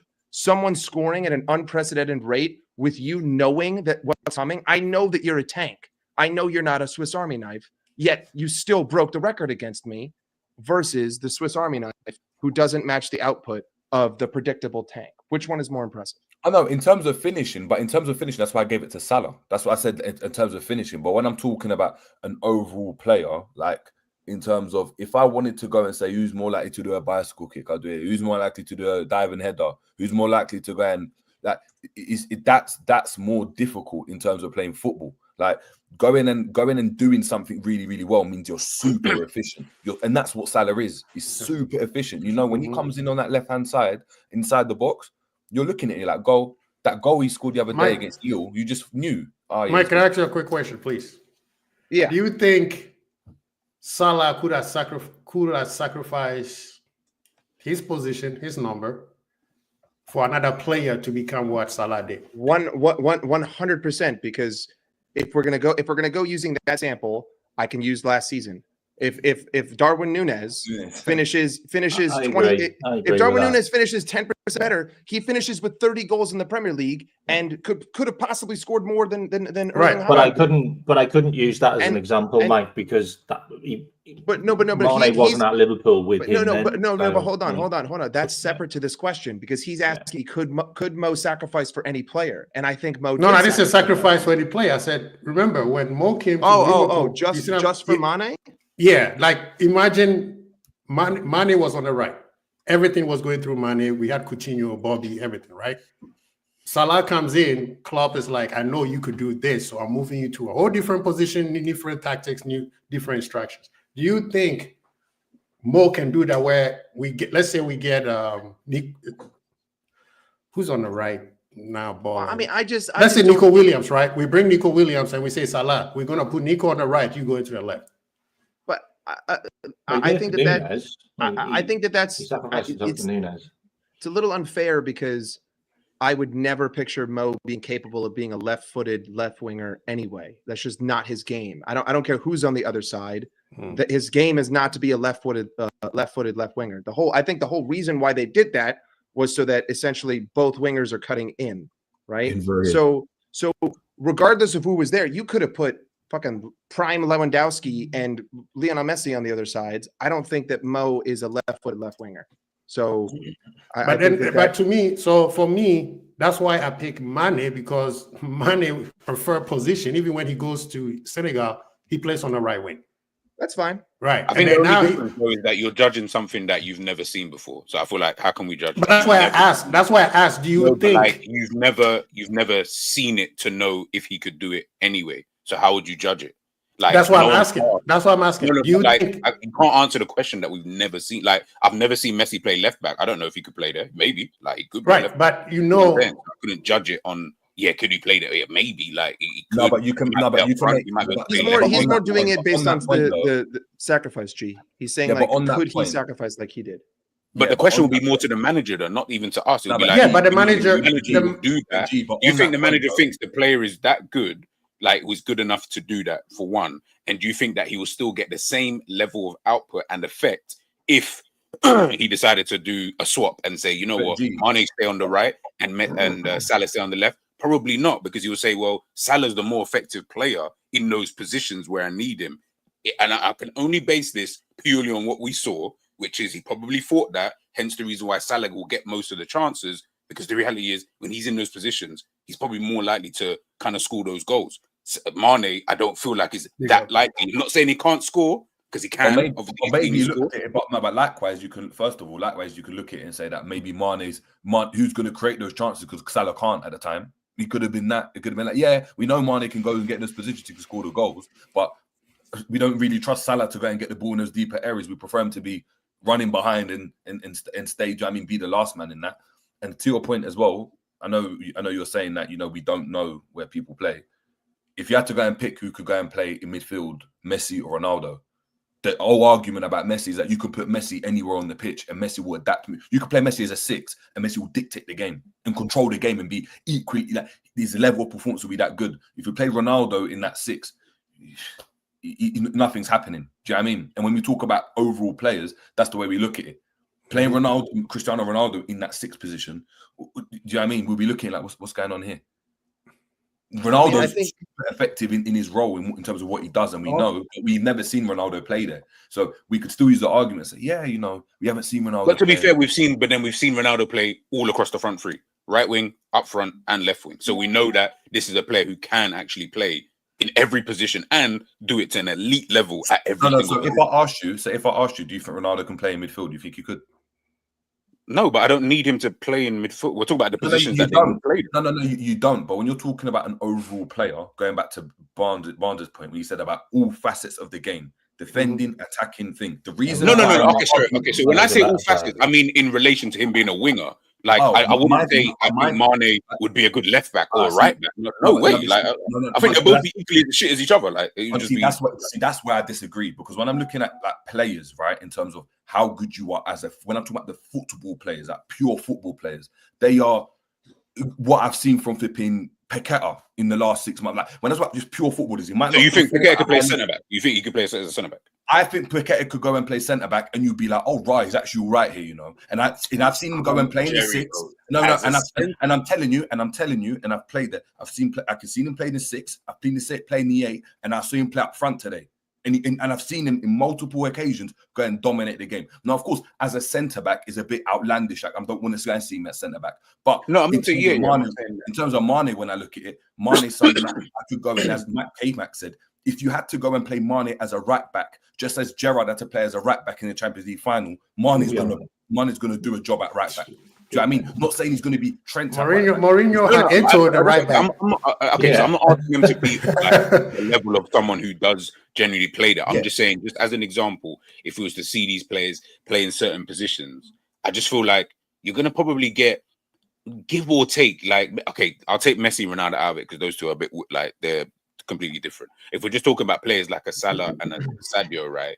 I feel like if you played, let's say for example, you had to play Salah left back and Mane right back, I'll be honest, I feel like you're gonna get the kind of same thing. Like they're both fast, they're both strong. Like I don't feel like it's gonna be so much different between the two in terms of probably what I kind of need them to necessarily do in that moment of time, kind of thing. That's why I asked about Paqueta playing as like a centre back. But when I say facets of the game, I'm more meaning just in relation to whatever position you play. Obviously, if they were midfielders, it'll be a bit difficult because midfielders are kind of guys who do both attack and defense. Whereas with attackers, it's more like you're like 90% geared towards one thing. You have that 10%, which is what Mane was better, in my opinion, than a Salah obviously at doing. But that's not a talent issue. That's a manager issue. That's why I say you got to ask the manager, because as Jerry rightfully said, the manager's asking Sadio, you drop deep, pick out the ball, do this, whatever. Salah, I want you near the goal. We don't know the reason why. For all we know, it could be what Jerry said, which is he feels that Sadio is just better at doing it, or it could be he just feels Salah's better at being in, because they could have just swapped. Why didn't he just swap the two? Do you know what I'm saying? Like, would you? I don't know. That's what I'm saying. It's more in relation. I think just to what you said though, G. I think it's more Mane could do more than Salah can. But just a quick one. Big up to you guys though as well. I'll put each of you now. So Barnes, you're 4-1 up on Mane. Hey, you're on the right side, man. You're on the right side. JJ 3-2 to Mane. He's on the right side. Quasi's 5-0. Not even one rating for Salah. All show you know. 5-0 too for Salah. He's steady with it. Consistency. There. And K-Mac, you're Salah so far. G Salah so far, Mike. So you guys are all in the correct position as well. Let me get to this super chat and then we'll carry on, because I got another question.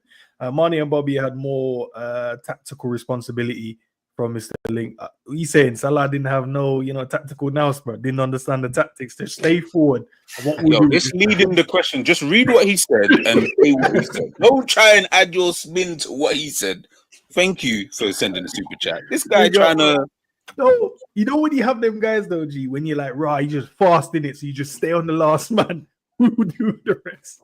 No, I don't know. I don't know what you're talking about actually, and I have no idea what that is in terms of playing. Jay, you got them, man. You know them, man. There, just stay on the last man, bro. We don't need you back here. You don't understand where you need to be when we don't have the ball. Enough wingers are like that, man. Enough wingers are like that. Just dumb, just run. Just, you know what I mean, just don't get anything. But you're like, yeah, you're effective. It's cool. Here. Ozzy pops I see the video. Listen, I know, he's watching. Then I see Salah running back to his goal to make tackles and that. I mean, when Mane and Salah played together and we had a corner, who was in the box? Who was in our box? It wasn't Salah. No, we was getting cooked, bro. Mane was as well. Salah like go.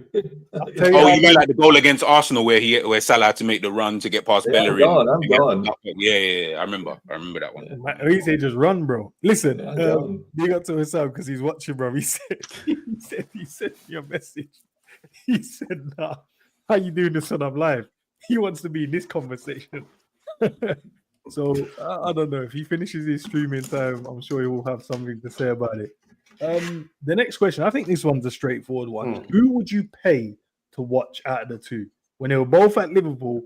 Who would you pay your hard-earned dollar to go and watch play? Mo. Salah. For me, I always pay to see the better footballer. Always. So that's why it's if I picked Mane as the better footballer, it has to be Mane for me. Yeah, I agree with Jerry. That's the way I look at it. This one was very close. You almost got me, Ents, but I agree with Jerry on this one. Like I can't say, yeah, I think Ronaldinho is a better footballer than Haaland, but then decide to watch Haaland play in it and pay to watch Haaland play. It doesn't correlate in my mind. The one that I think is a better footballer is the one I'll pay my money to watch. No, but you just use like two like that. That's like you've gone like one's here, one's way over here. What's the problem with his answer? But at least Salah and Haaland. Salah and Haaland. I think Salah's the better overall player than Haaland. I'm paying money to watch Salah over Haaland. Mm-hmm. No, but that's fine because they're a lot more closer in. But I can use that then. I just use that. It's the same thing. The outcome's the same. It's not the same thing. It's really not because the outcome is because I'm always going to play the better footballer. So you're always going to pick the better footballer, but the reality is you've just picked the best, like aesthetically pleasing footballer we've probably ever seen versus like someone who's probably nowhere even remotely close. I'd rather watch Charisma play than Haaland. Is that better? Same thing. I prefer to watch a better footballer. I'd rather watch Nat and flipping Nani play than Haaland. That season before Salah. I'd rather watch Haaland over. Hey, Matt, before you answer though, what is your answer though? Who are you paying your hard-earned money? I'm actually going for Mane, and the reason why is that season before Salah arrived, Mane was no. And said when they're both here. So exciting. No, and that's the thing about it.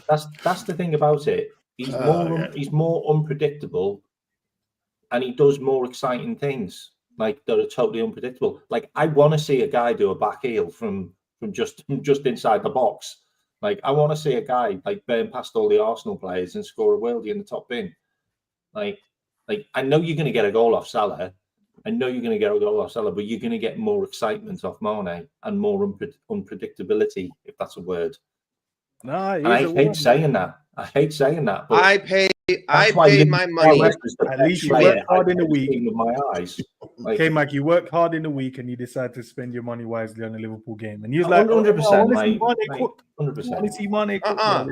No, we ain't. If I pay money and I fly 10 hours across the pond and then I take a 3-hour train up to Liverpool and then I get to Liverpool and I see Sadio Mane give me the greatest performance in the history of humanity, but we draw the game, I'm going to be fucking pissed. I want to see a win. I want to see my goal scored. I want to celebrate. I want to go crazy. But again, that's just my own opinion. No, but Mike, I view the game differently. No, but Mike, I agree. If you're watching Real Madrid or whoever, AC Milan, Inter Milan, I don't think you support any of them, right?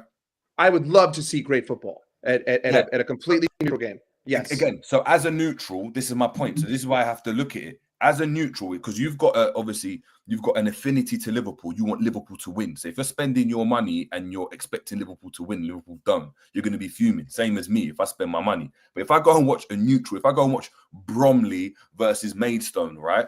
and I don't care about who scores, and I don't care about. I'm looking to go and see the best players. I don't care about. I don't care. I'm looking to see a touch. I'm looking to see something that I look at and I'm like, raw, like that was something just out of this world. I'm looking to see Hadji. I'm looking to see Two-Guy. I'm looking to see Letitia. I'm not looking to see flipping what's his face that scored 30 goals. Kevin Phillips that scored 30 goals. Score 30 goals. I don't care. Like, I don't care. I care when it's my team, of course. But overall, when I got into football, I'm looking to go and see, like, again, this is what I talk about, and this is how we differ, is art. I'm looking to see your Ronaldinhos. I want to see your Neymars. I don't care for anything else. When I watched Newcastle back in the day, I couldn't care less if Maximan didn't have an end product. I don't care. Yeah, he was cooking, man. Them I want to see something outlandish. That's like, oh my God. And that was, I don't care about the end result. I don't care about the Gucci bandana, whether Newcastle win or not. They would. They care. I don't know. So, Mike, with that, then you don't have to spend your money to travel. Then you could just sit at home and wait for the result. But again, the greatest good one, and again, the most artistic, beautiful goal I've ever seen for Liverpool as a Liverpool fan wasn't scored by Sadio Mane. It was scored by Mohamed Salah. So based on that logic, I want to go and I want to see that. I want to be in the crowd for when Mohamed Salah dribbles through all of Manchester City inside the box and puts it top in. I want to be there I want to be there for AS Roma, and at halftime, I want to be singing that chant. I want to be in the crowd screaming Mo Salah down the wing. So again, like this just comes down to I view a footballer differently from you. And to me, I would rather see Mo at his peak than Mane at his peak. And ultimately, if you're going to a game, you're going to get either one of those. Like it's a happen chance. And I'm willing to gamble that I want to see Mo over Sadio. Bond, you've been quiet, man. Which side have you fell on this one? I'm Salah on this side. I've seen Salah live this last summer in Philly. Bonds, talking about when they both was there, man. No. I'm just saying that I don't live in England, bro. I don't live in England. All right. But I watch Salah live, and Salah is exciting to watch live. But yeah, both of them here. I like both players a lot.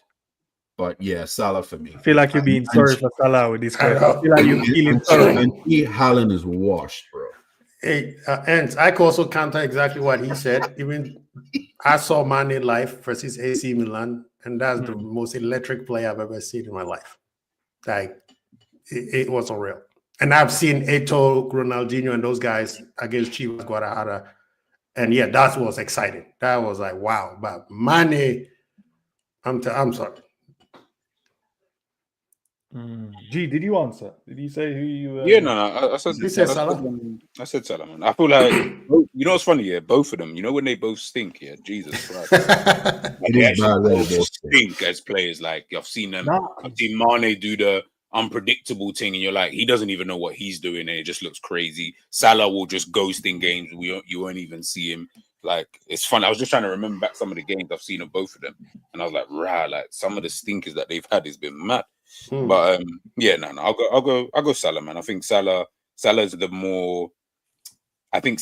more exciting player. I think all Mane has in this argument is what everyone's literally just said is he's mad unpredictable. It's like, yeah, you don't know if he's gonna do a mad, which is great. I guess if you want to see it, but I'm like, yeah, but who's gonna be the exciting player? Who's the one's gonna get you off the edge of your feet? Like in terms of what we're actually watching, whether it is the dribbling, whether it's the finishing, whether it's the shoot, whatever it is, I feel like it'd be Salah. So big up. There's over 72 of you in here, plus over 100 across all platforms. Guys, if you haven't smashed the like yet, please do. If you haven't voted in the panel, in the poll, you got to vote, man. Salah is at 40% at the moment in the polls. Let me see what's going on. It's even between the two. So Salah's got 40%, Mane's got 40%. And then there's, the rest of the percentage is saying I'm 50-50 on it. I should have left that one out to make you guys have to pick one. Yeah, you should have. You should have. I mean, you're forcing us to choose, but you're not forcing the chat to choose. That's discrimination. Nah, and say he's a community people. You know why I have to? Because you know why you have to give them the 50-50? Because they're listening to both sides of the argument. So I have to give them that room. You guys are making the argument, so you got to choose your side. And so far, Barnes is choosing Mane. Jerry's choosing Mane. K-Mac, you actually sat on the fence. So you're 3-3 at the moment. Oh. Quasi is unanimous, bro. You're choosing Mane. At this point, I'll just leave you where you're sitting, bro. Quasi just He's got a biased. Mane shirt on, haven't you? And then Mike, no, Got a Senegalese shirt on. I'm not budging. If people I'm not don't say budging. you love Salah at this point on, bro, I don't know what's gonna happen. Bro, people have tried to say that I don't like Mo. I'm like, you're out of your mind, bro. They need to listen to Out of the your stream mind. and then actually pay attention to the defense you put up today for him because Yeah, clip it. yeah, well, for some reason I don't know why they keep saying that, but listen, it's fine. I'll give you guys. I've got a couple more questions. Who do you think has the more? No, because I might make man sound like he's a dickhead. Who has the better footballing IQ out of the two players?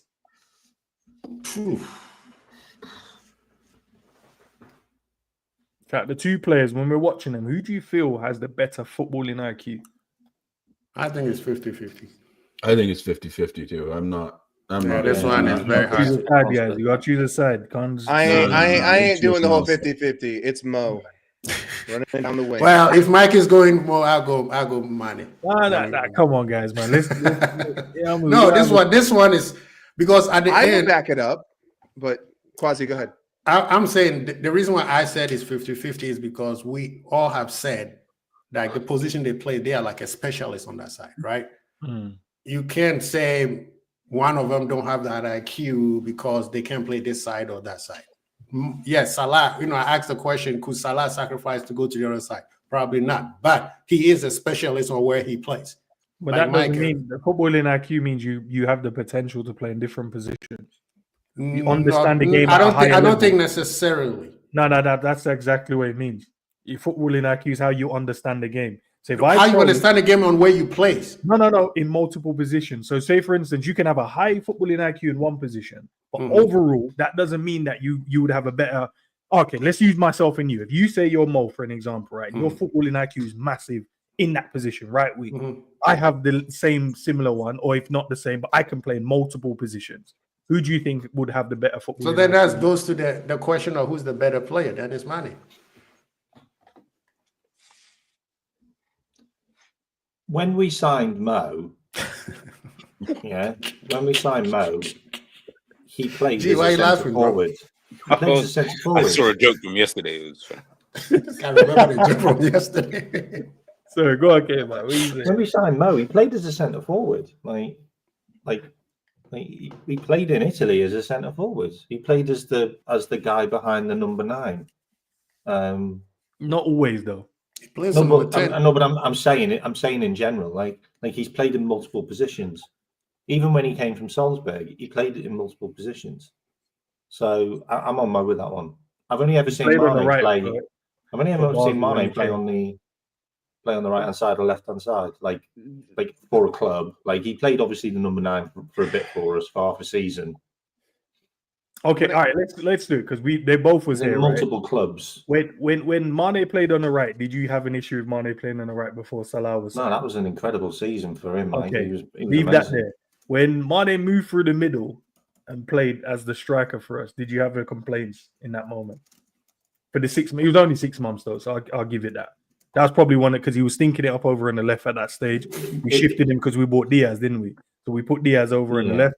He then went, and many people said that was Mane. Like Mane started cooking again, started scoring them mad with that. I swear that's when the Bakil goal came in as well.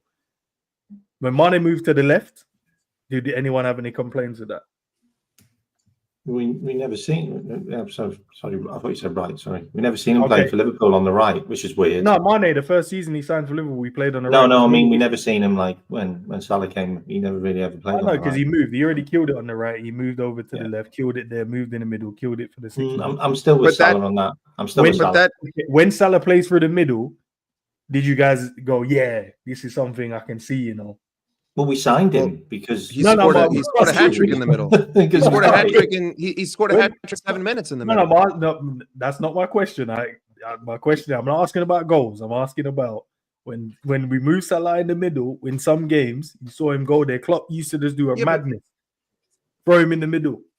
Are we moving away from the context of when they're at the club together? Because you just that is when they're together because they were together. There was sometimes before that, you mentioned that the first season without him, he was playing on the right. No, but He that wasn't was to show you that his IQ. That was the IQ conversation me and Quasi was having.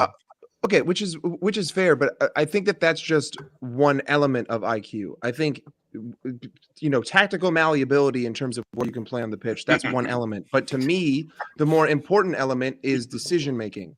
Like your decisions on the pitch are more important than where you're playing on the pitch, because it's your decisions that lead to output, that lead to goals, that win games. And to me, more often than not, when they were both IQ, bro. Sorry, go on, Mike. It just didn't make sense. When they were both playing at their peaks, because that's how I'm going to judge this, right? When they were both playing at their bests, I felt like Mohamed Salah was making better decisions than what Sadio Mane was doing at his best. Now, I will hear out that, like, I think that the element of the argument that you're making is very valid. I'm not going to sit here and say that Mo could be more tactically malleable than Mane, because I think that Mane play in more positions than Mo could. But I don't think that Sadio Mane will make the right decision on the same percentage level as Mo. And because of that, that's why I think he has greater footballing IQ than Sadio Mane in respects to that lens of looking at it, which is why in this argument, I'm going to lean more towards Mo than I would towards Sadio Mane. But given the way that you view it, I can't really argue against that because of how on the fence everyone is with a question like this. It's just down to the type of IQ that you value more. And to me, it's decision making. It's like the same thing as I saw today with that midfielder from Aston Villa who reminds me of Curtis Jones, right? Like he's able, he's able to bomb it down the pitch, but he never releases the ball. And the only complaint that we all have with Curtis Jones is indecisiveness, which is the most important element of football IQ. That's not a knock on Curtis Jones. I'm just using it as an example to the point that I'm making. Russell, this is what I'm saying. You're not listening, bro. You can still have high IQ in football, but someone could still have more because they can understand other positions. It doesn't mean that you're just a donut. It just means that guy is just slightly a bit more adaptable than you are. But it doesn't mean that you're, you know what I mean? Yours is mad low. So need you to listen up a bit more. But who's not answered? Jay, you've answered. Have you answered? Nah, you haven't answered yet. You're on mute. Muted, Jay. Yeah. Oh, what, the person who's got the most IQ? It's the one that plays in the multiple positions for me. Because you understand the game.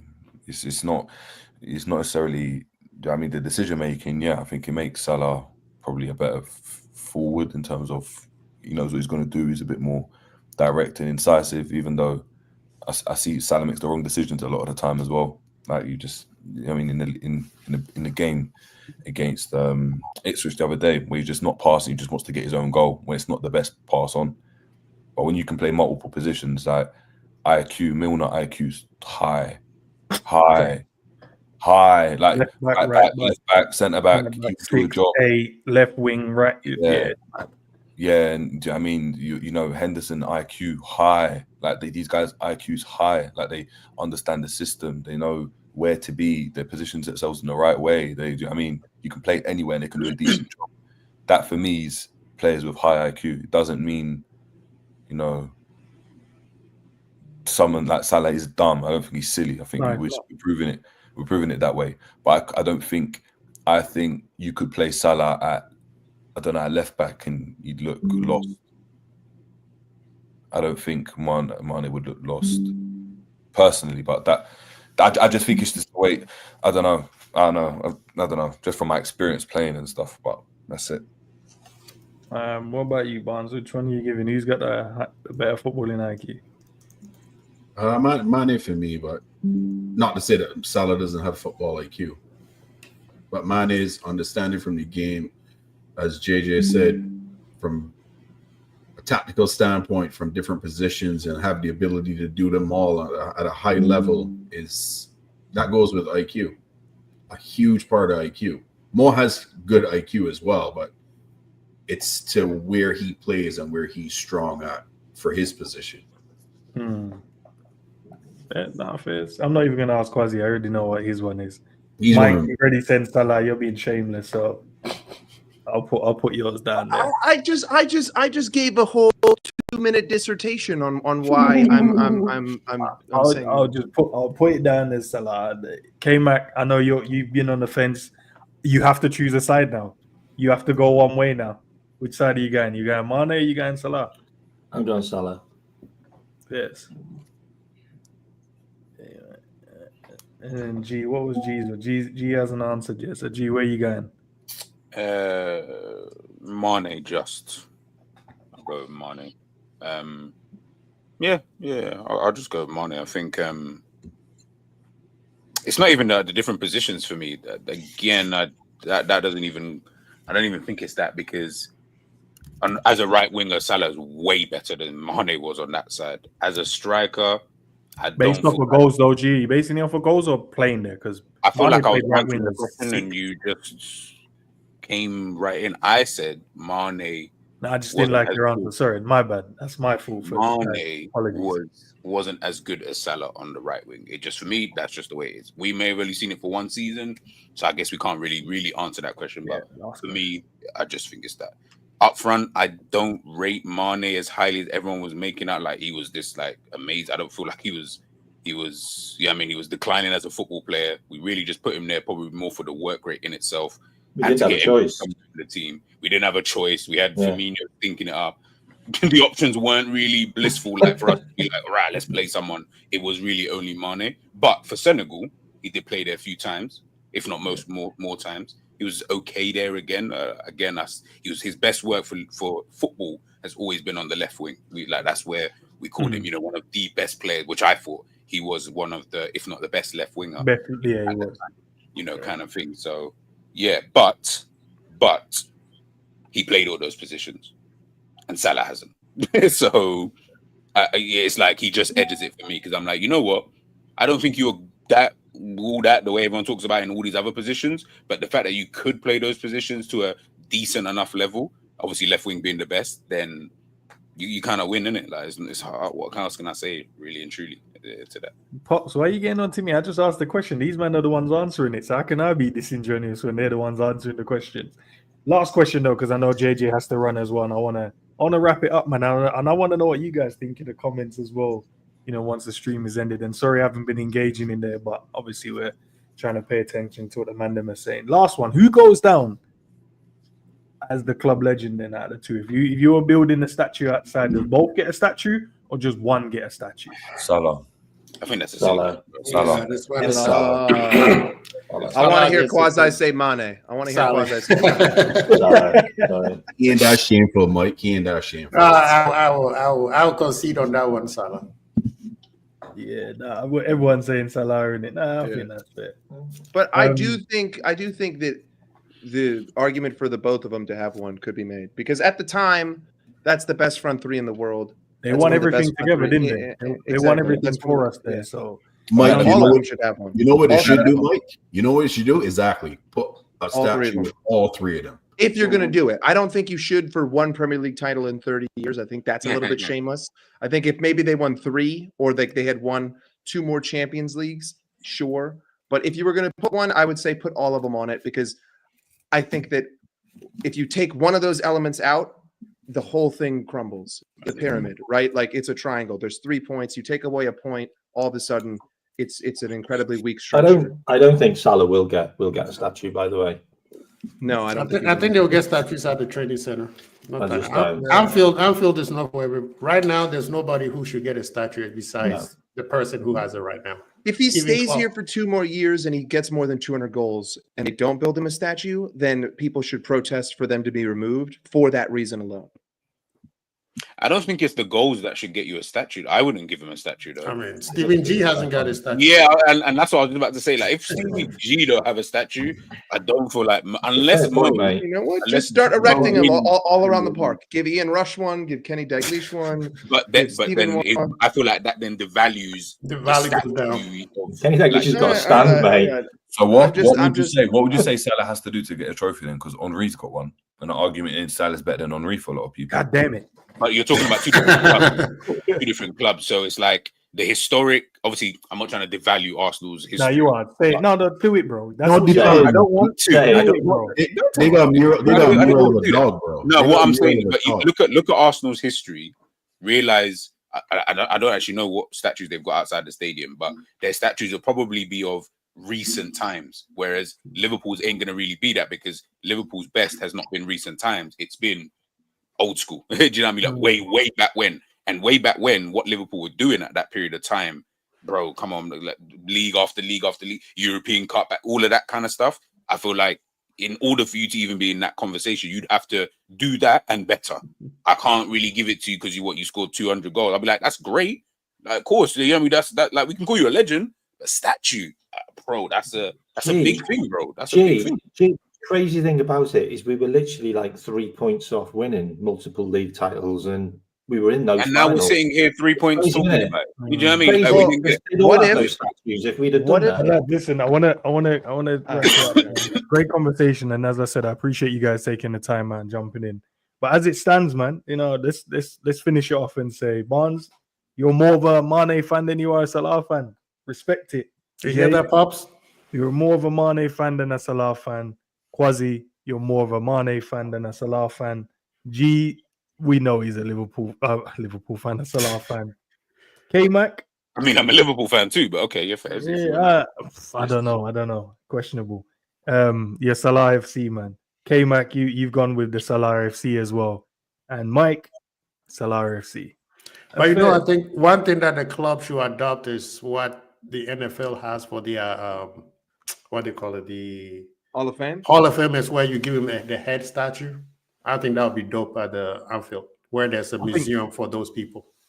No, I agree. I think if we're gonna build, but if Mo wins, fingers crossed we win this title, man. We win this title, I think that you have to give Salah his statue as well, because that's Where? 2 Premier Leagues in it. Statue where?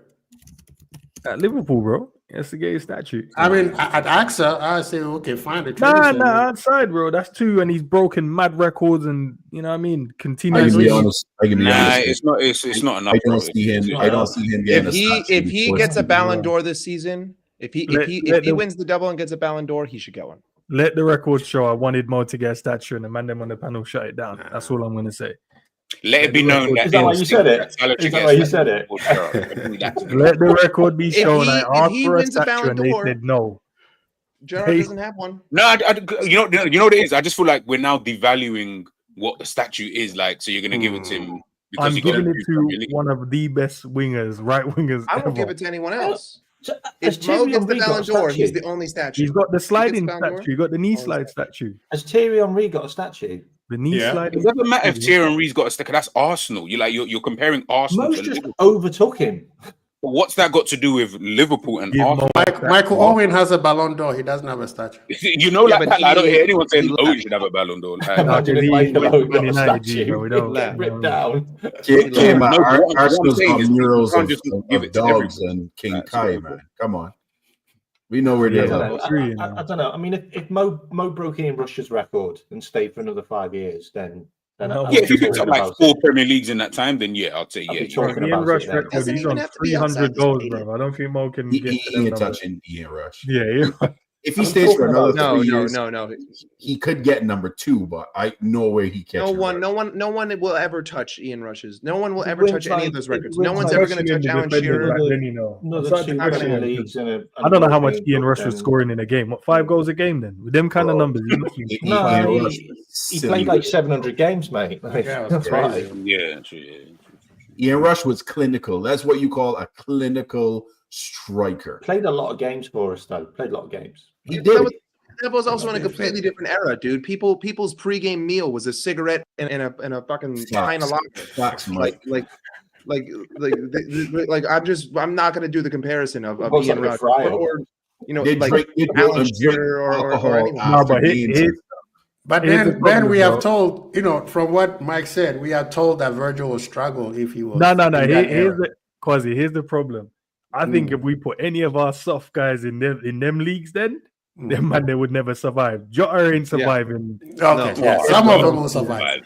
Salah won't survive. Mane might be able to. He's got that little bit about him, maybe. Bobby ain't Bro, surviving. they're not catching Salah, you know. I hope you know, like they're not catching him anyway. But G, remember the tackles that these men were getting? No. away with? But the tackles are irrelevant because you're not catching him. Like you're not going to Nah. be able to tackle him anyway because you're not catching him. You Mane's saw on there the was some fighting fast thing. runners He's out on there. the trying to do the rough and tumble. Mane will get injured, man. Yeah, I promise I know how these you, athletes- man will snap man up with a 2 foot and then he will slow down after that. Oh, so you can run past me 2 foot. Hold that. And the referee's coming over and going, calm down. It's like, bro, he nearly broke my leg. Okay. Let's not act like Mo isn't equally as strong, probably as a Mane. No, I'm not saying he's not strong, but if man flying to your leg 2 footed, that strength or not, bro. I got a bus, guys. All right. Yeah, Mane will get slapped down. Big up, See you later, man. See you later, guys. Yeah. No, it's Change jokes. again. That watching them tackles, you see I'm sure you guys saw the Rooney Watch the tackles, Maradona ones. Gerrard's tackles and that. Now, I don't know if none of our players are surviving them sort of tackles, bro. Yeah, Gerrard's tackles are dumb sometimes, bro. Yeah, they were stupid. Dumb tackles. Yeah, when he was young, he was just sliding all over the place. Young, I'm talking late 20s, early 30s. Gerrard's like coming off the bench against Manchester United and getting sent off type of tackles, like doing silly things like that. I'm like, why would you do that? Like that was dumb. That was actually so dumb. Honestly, he's got a question there, Ents. What's that? Does Bob Paisley got a statue? They got a gate. He has, but he should have one. He has a gate. Oh, man gave him a gate. All right, fair enough. Paisley gate. When he Yes, walks okay. All right, give Mo. All right, if Mo was to win a Ballon d'Or, give him a stand. No, a stand. Yeah, just like what's No, Nah. just give him the whole right side of the pitch. We're just gonna call that What Salah. homework do I need to do? What homework do I need to do? Me understanding that the tackles were flying in, then no player would survive them. The game is Bro. players these days. You could get away with murder, bro. I see Rooney with a 2-footed tackle flying into another one, and the referee's telling him to calm down. In this modern day football, man, them would have been injured, or look, Jota, man, are landing on Jota and he's injured, bro. That's what we've got now. Bro, you sneeze Fooling at on Jota each other. and he injured, bro. I'm just saying. Yeah, you get punched up in them ones. Man, them are grabbing you up and fighting you. It's not about football. It roughs you Do up. any of these guys survive a Celtic Ranger derby in the 1990s? No, it's just that simple. What, our current, like, I don't know. No, anyone in modern football. I mean, maybe Lisandro Martinez, but bro, that's just Mike, because those were he's wild, bro. Those games were crazy. Yeah, the tackles. and there was no VAR. Yeah. Oh, There yeah, was no the ref instant missed replay. it and the linesman missed it. It was a long day. They didn't even have instant. I mean, you go back another 10 years, they didn't even have instant replay readily available. Like, it's just a completely different era of it. It's like comparing in the NBA Michael Jordan to LeBron James. Two different eras, two different styles of defense, two completely different arguments. It's not comparable because, like, Mo wouldn't exist back then. Like, yes, we could say that he'd be quicker than everybody, but There was just quick guys as well. But they were quick back then too, man. But the thing is that people weren't taking care of their bodies. Like, the Yeah, physio true, science true, wasn't there. Right. Like, True. it's just not possible. Again, people used to, I forget the United player's name, but like legit, just smoking cigarettes during halftime. Like, that's what they did. Drinking a beer during halftime. It's just different, you know. It's just Big old scraps, man. And the rules did not protect a lot of those players back then. You are right with that, Mike. LeBron couldn't play in Jordan's era. And Jordan couldn't play. Jordan would not Jordan work couldn't. as well in this era of. Oh no! Jordan would kill this era, bro. He'd average 50. Are you crazy? That story. That's a whole We're different gonna have can a of worms. I don't conversation want about to. I don't want I'll to. shut you down. We're gonna have this conversation, bro. You're gonna ask all the legends of NBA right now. All the legends, everybody say Michael. And if anybody say Michael, even when people give you a good answer, so a reason why Michael will struggle and people will lose their mind. Why would he struggle? Like even what's the name? No, there's no hand checking now. True. You can't hand But check. then back Jordan. then, Michael Jackson. I said Michael Jackson. Michael Jordan had a no touching rule for Michael Jordan for a while. You couldn't touch him. He used to get hammered. They made rules. You couldn't touch him after the what's it called, the Detroit thing. You couldn't touch Yeah, him. can we stop cooking bro. Can we stop cooking the legend of the game now? Are you forgetting about the New York Knicks? No, I know what they did to him, but bro. later on you could not touch him. That's where the no hand check thing came from. No hand checking right now. Jordan, you can't touch Jordan. He is killing you. He's scoring 50. Well, I could also say you can't touch Steph Curry because he's going to shoot from the parking lot. How do you defend that? What are you talking You can't about? defend Steph Steph Curry Curry. back in the old days? In the old days, how do you defend I Steph Curry? just whipped it. I just Bro, he would completely get threw a bomb pushed in out here. of bounds, bro. He wouldn't be able to get off those shots. Are you crazy? How? What do you mean how? First of all, this guy, like we were saying about fitness, those guys would always wear just like the footballers in back in the days. They were not fit. They could barely run. But that's why Michael Jordan was so good. Because Bro, he was one of the fittest players. Honestly, bro, he would get wet up by something. Nah, Steph will kill him. Hey, yo, pause. We got yo. But listen, lads, I'm gonna leave it there, man. Have you guys got a stream coming up today or tomorrow for the rest of tonight, or Barbados Wednesday? show on, Wednesday on Sarcasm City TV, 7:30 all right? Eastern time tonight. Wednesday, I'll be there. Wednesday tonight, yeah. Yeah. All right, cool. So what's that in about an hour? I think 36 minutes. 36 minutes. All right, say less. I'll lock in, see if I can stay up for that one. But listen, I hope everyone enjoyed the conversation. But I don't think there was any disrespect on any side. I think it was fair. I think the questions were good, and I feel like the guys gave great answers. But overall, it ended up in a draw. 3 guys decided they prefer Mane, and 3 guys preferred Salah, and that just to show, like, you know, as Liverpool fans, that how amazing and how good they both were for us. And Salah continues to do that now for us as well. So, you know what I mean? It just shows. But yeah, I agree. I think if you're going to give the statue, put all 3 of them in one. But if Mo wins the Premier League again, I think he should get one because he's going to be smashing up their records. He smashed up a lot of them. So, yeah, you're going to have to, man. If he retires here, though. If he leaves and don't retire, I don't know about that. I told you he's not leaving. If he leaves, he can't have one before Gerrard. And you've seen those records in front of him. This guy is staying 2 more years and catching everybody. I know that. If he stays, give him. If he retires, they give it to him. He's catching all of them. I think I he catch up on Aguero. I only think one person is staying, and that's Virgil van Dijk. I am not convinced what anyone else. Okay, does Virgil get a statue? No. Why not? The best defender probably of his generation can get a statue. We're just flying in every direction now. Husam, I'm about to end the stream, bro. No, get to Husam out here. He said he wanted to cook all of us. So all right, I'll send it to you. I'll give him 5. I got to bounce. I gotta get ready. Go on. What? Husam wants to come here. Yeah.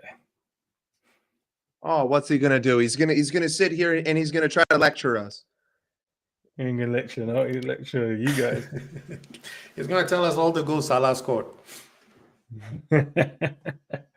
I'll send it to you, Sam. There you go, bro. Let's see what you gotta say. It's just if the guy ends with over 200 Premier League goals, that would make him one of 3 players, and he's not even a striker. If he has 2 Premier Leagues, even if we don't win the Premier League this season, and he has 2 Champions Leagues, like, let's be real. I like 100%. We have to win this Premier League, but I'm just talking about overall trophies. Overall trophy. If he gets a Ballon d'Or, I think that's like the most undeniable thing, because that would have been a player who stayed here forever, didn't leave when he got it, kept getting better season over season, brought us trophies. But I'm always going to stand on the hill that if you're going to give it to one, give it to all 3. You know, that's why I like the NFL Hall of Fame thing where they have the head statues. Yeah. You walk into Anfield and you see all the greats. You know, that's something that nobody has done yet. We should just make giant murals inside the stadium, and each end should just have his own mural. And then just make the one on the main stand that's on the right side of the pitch, since it's the right wing. Make that all centered around Mo, because we're going down Mo's wing. What about Stevie G, though? Do you say Stevie G doesn't get one?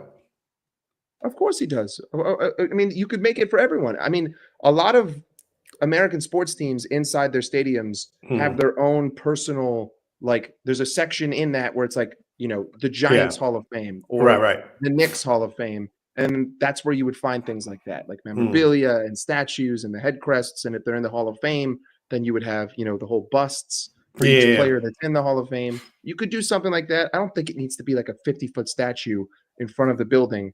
Everyone on the earth has to see it, and there's a line of 900 people trying to take a picture with it.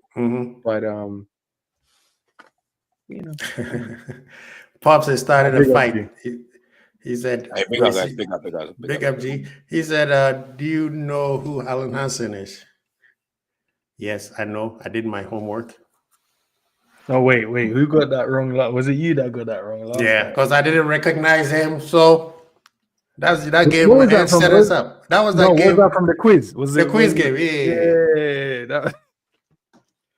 I would fail miserably at that. My history knowledge of this club is No, is- but I is think poor. no. Do you know what it was though, Mike? It was general questions, but there's like a sports question. It might have been a history one, and I mean different things.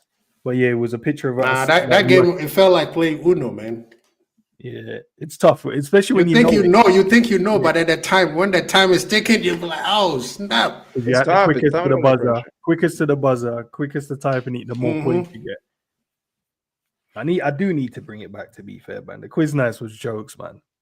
Quiz nights was jokes. I'm so bad with like overall, like, because like no one else in my No, family man, I watches this know. sport, and I don't have that background now. Like when they do the football bingo, suck ass at that, dude. I'm so bad. I see names and I see faces. I'm like, I know you in FIFA. You're like 82 rated. I don't know anything about you. Yeah. You know, Pops forget that some of us, we could not watch the game live like we used to these days. You know what I mean? Why does this guy got to do this at the end? Why does he got to force himself upon us? And said Zaberi that here using Siri. He remembers that as well because it was like Siri was just playing in the background, like, oh, I don't know the answer to that. He's like, hold on, who's using Siri, bro? What was I cheating using Siri? Who else? There was someone one time that got all of them right in the chat, but I know them man, they were googling it, so it didn't matter in it because it was accumulating points. They answered every question right. Some of them was dumb. Like I never knew because I looked up the question. That's when I was like, "Rah, you made this." There was no way the man. Like I'm not saying the man them are dumb, bro. Michael Corleone, how you gonna disrespect my gangster, man? I've been in these Liverpool streets, man, since John Barnes' days, man. Nah, I need to bring back the quiz though, man. But it's a lot, bro. It's so long because I have to do all the questions myself. It's just time consuming to get it ready. Yeah. Time consuming, and I got to get everyone on the panel. Everyone Right time. Right times, download Kahoot, and then it was just crazy, innit? Big up with Sam Man in the building. Oh, here he is. Here he is. MSL. Come on, bro. What are you saying? Husam, let me tell you what happened. It was fair debate, fair discussion. It wasn't fair. It was fair. I was listening to a lot of that. Some of the stuff that I heard is insane. How did everyone just give passing to Mane? I have no idea. Like that's the one thing. That's the one thing that's like clearly Salah over Mane. But first of all, before we say any of that, big up to everyone who joined as well from my channel because big up. I only just saw no worries. I told them I'm coming here to raise hell. So everyone like on your way in. Make sure you subscribe to Enz's channel as well. Before the beef starts, like and subscribe. Let's get the likes up first. Subscribe to the channel. Guys, you want to know who does not deserve Salah? Liverpool fans. We don't deserve someone that great. We don't, because we consistently bring him down. All I see this season is rivals, except Chelsea fans because of the Hazard thing, doing Salah prop. And then you have our own fan base just consistently just bringing him down. The Mane debate ended 2 years ago. As soon as the guy went to Bayern Munich, failed. And then after that, went to Saudi Arabia. That's not the context of this conversation. 1 second, I know. Went to Saudi Arabia and failed. The debate ended. Now, the reason why I think the debate is unfair to just debate like the time when they're both here is because there are certain things that Salah have improved in his game that wasn't there when Mane was there. Like the passing, as an example. When he became a touchline winger to help for your guy, he improved his passing. He became a playmaker.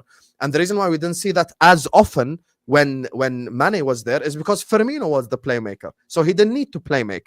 Like it's a genuine actual difference when it comes to both players. If you're playing with Firmino, why do you need to create chances? Firmino is the guy that creates the chances for both you and Mane a lot of the time. Most of the time, he's the one that creates chances.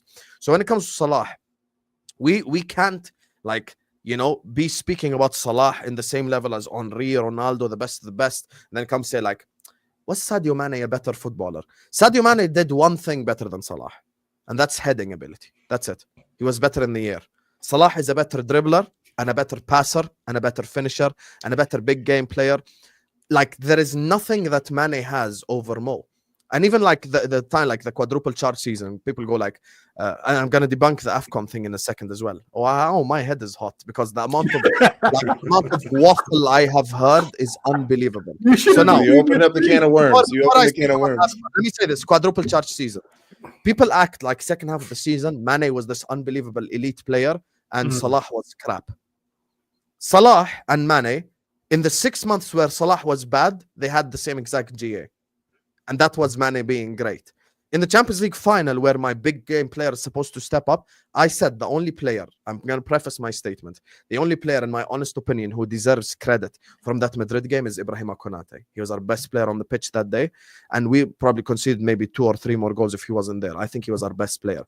But the second best player for me was Salah that day, because he tried to create something out of nothing. He's the one that kept attempting. And the Mane chance in the first half against Courtois, our most dangerous chance, he still scored that. That's not me being unfair. If he's as great as people, try to describe and try to say he's a lot better than Salah, he should be scoring that. Now the AFCON thing, I'm from here. Like I'm from Asia, obviously like as in the continent, but I'm like from the MENA region. So I do follow like what's happening in Egyptian football, what's happening in AFCON. Like I watched from the Abu Treka days.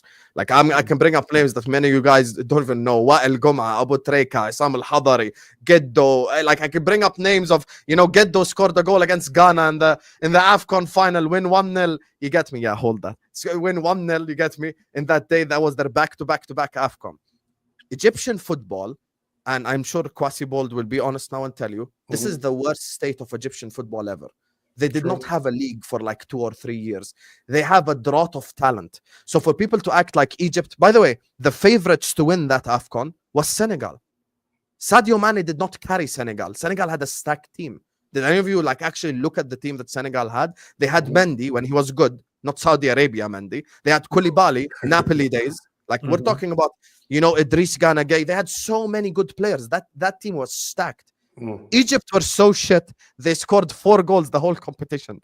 They tried to penalty shoot out their way to an AFCON, and that's never going to work. They scored 4 goals that whole competition. Salah scored 1 and assisted the other 2. Sorry, he scored 2 and assisted 1 out of the 4. Contribute 75% of the goals. It's because Egypt are crap.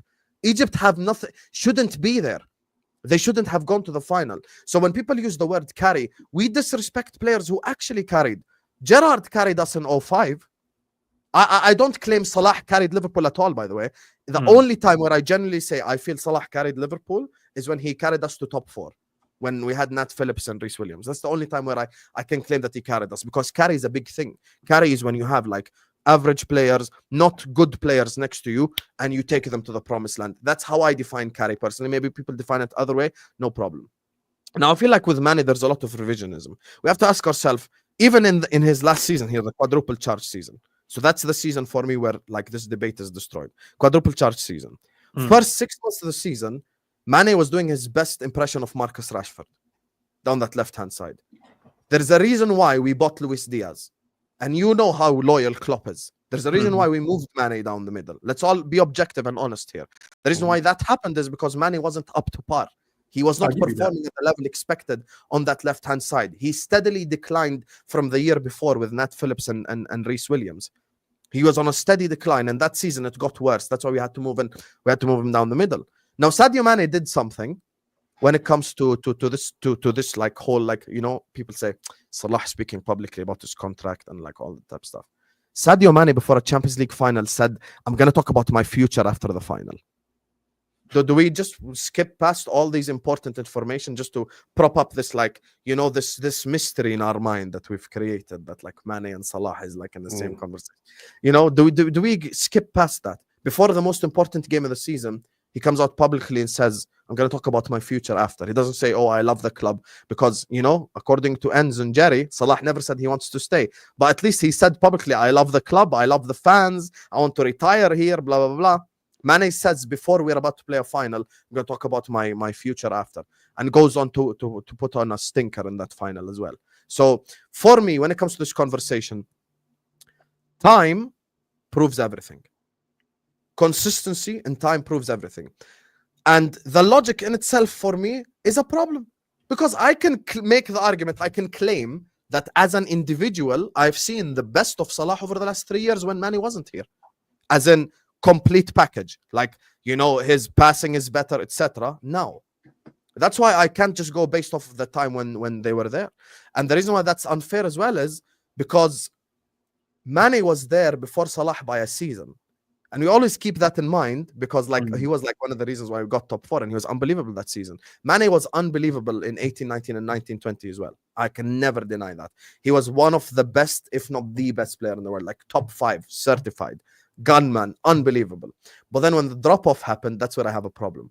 Because we have to have objective conversations. Similar age, one guy failed in Saudi Arabia, and the other guy has the most goals, most assists in the English Premier League. Yet we're having shameful conversations, trying to bring in down our own legend for a guy that said he's going to... Come on. See, now you're going too far. Now you're for a guy that said he's going to talk about his future before a Champions League final. So I dare Mo to come out after, like, if we're playing Champions League final this year, if Mo said, I'm going to talk about my future after the game, ends, Kwasi, Mike, streams. So how dare Salah disrespect us? He's so disrespectful. This guy now you're going to put words Wow. in his mouth? Now, okay. Why? Wow. Why? Same energy. Same energy. So Husam's dissertation, I will clap.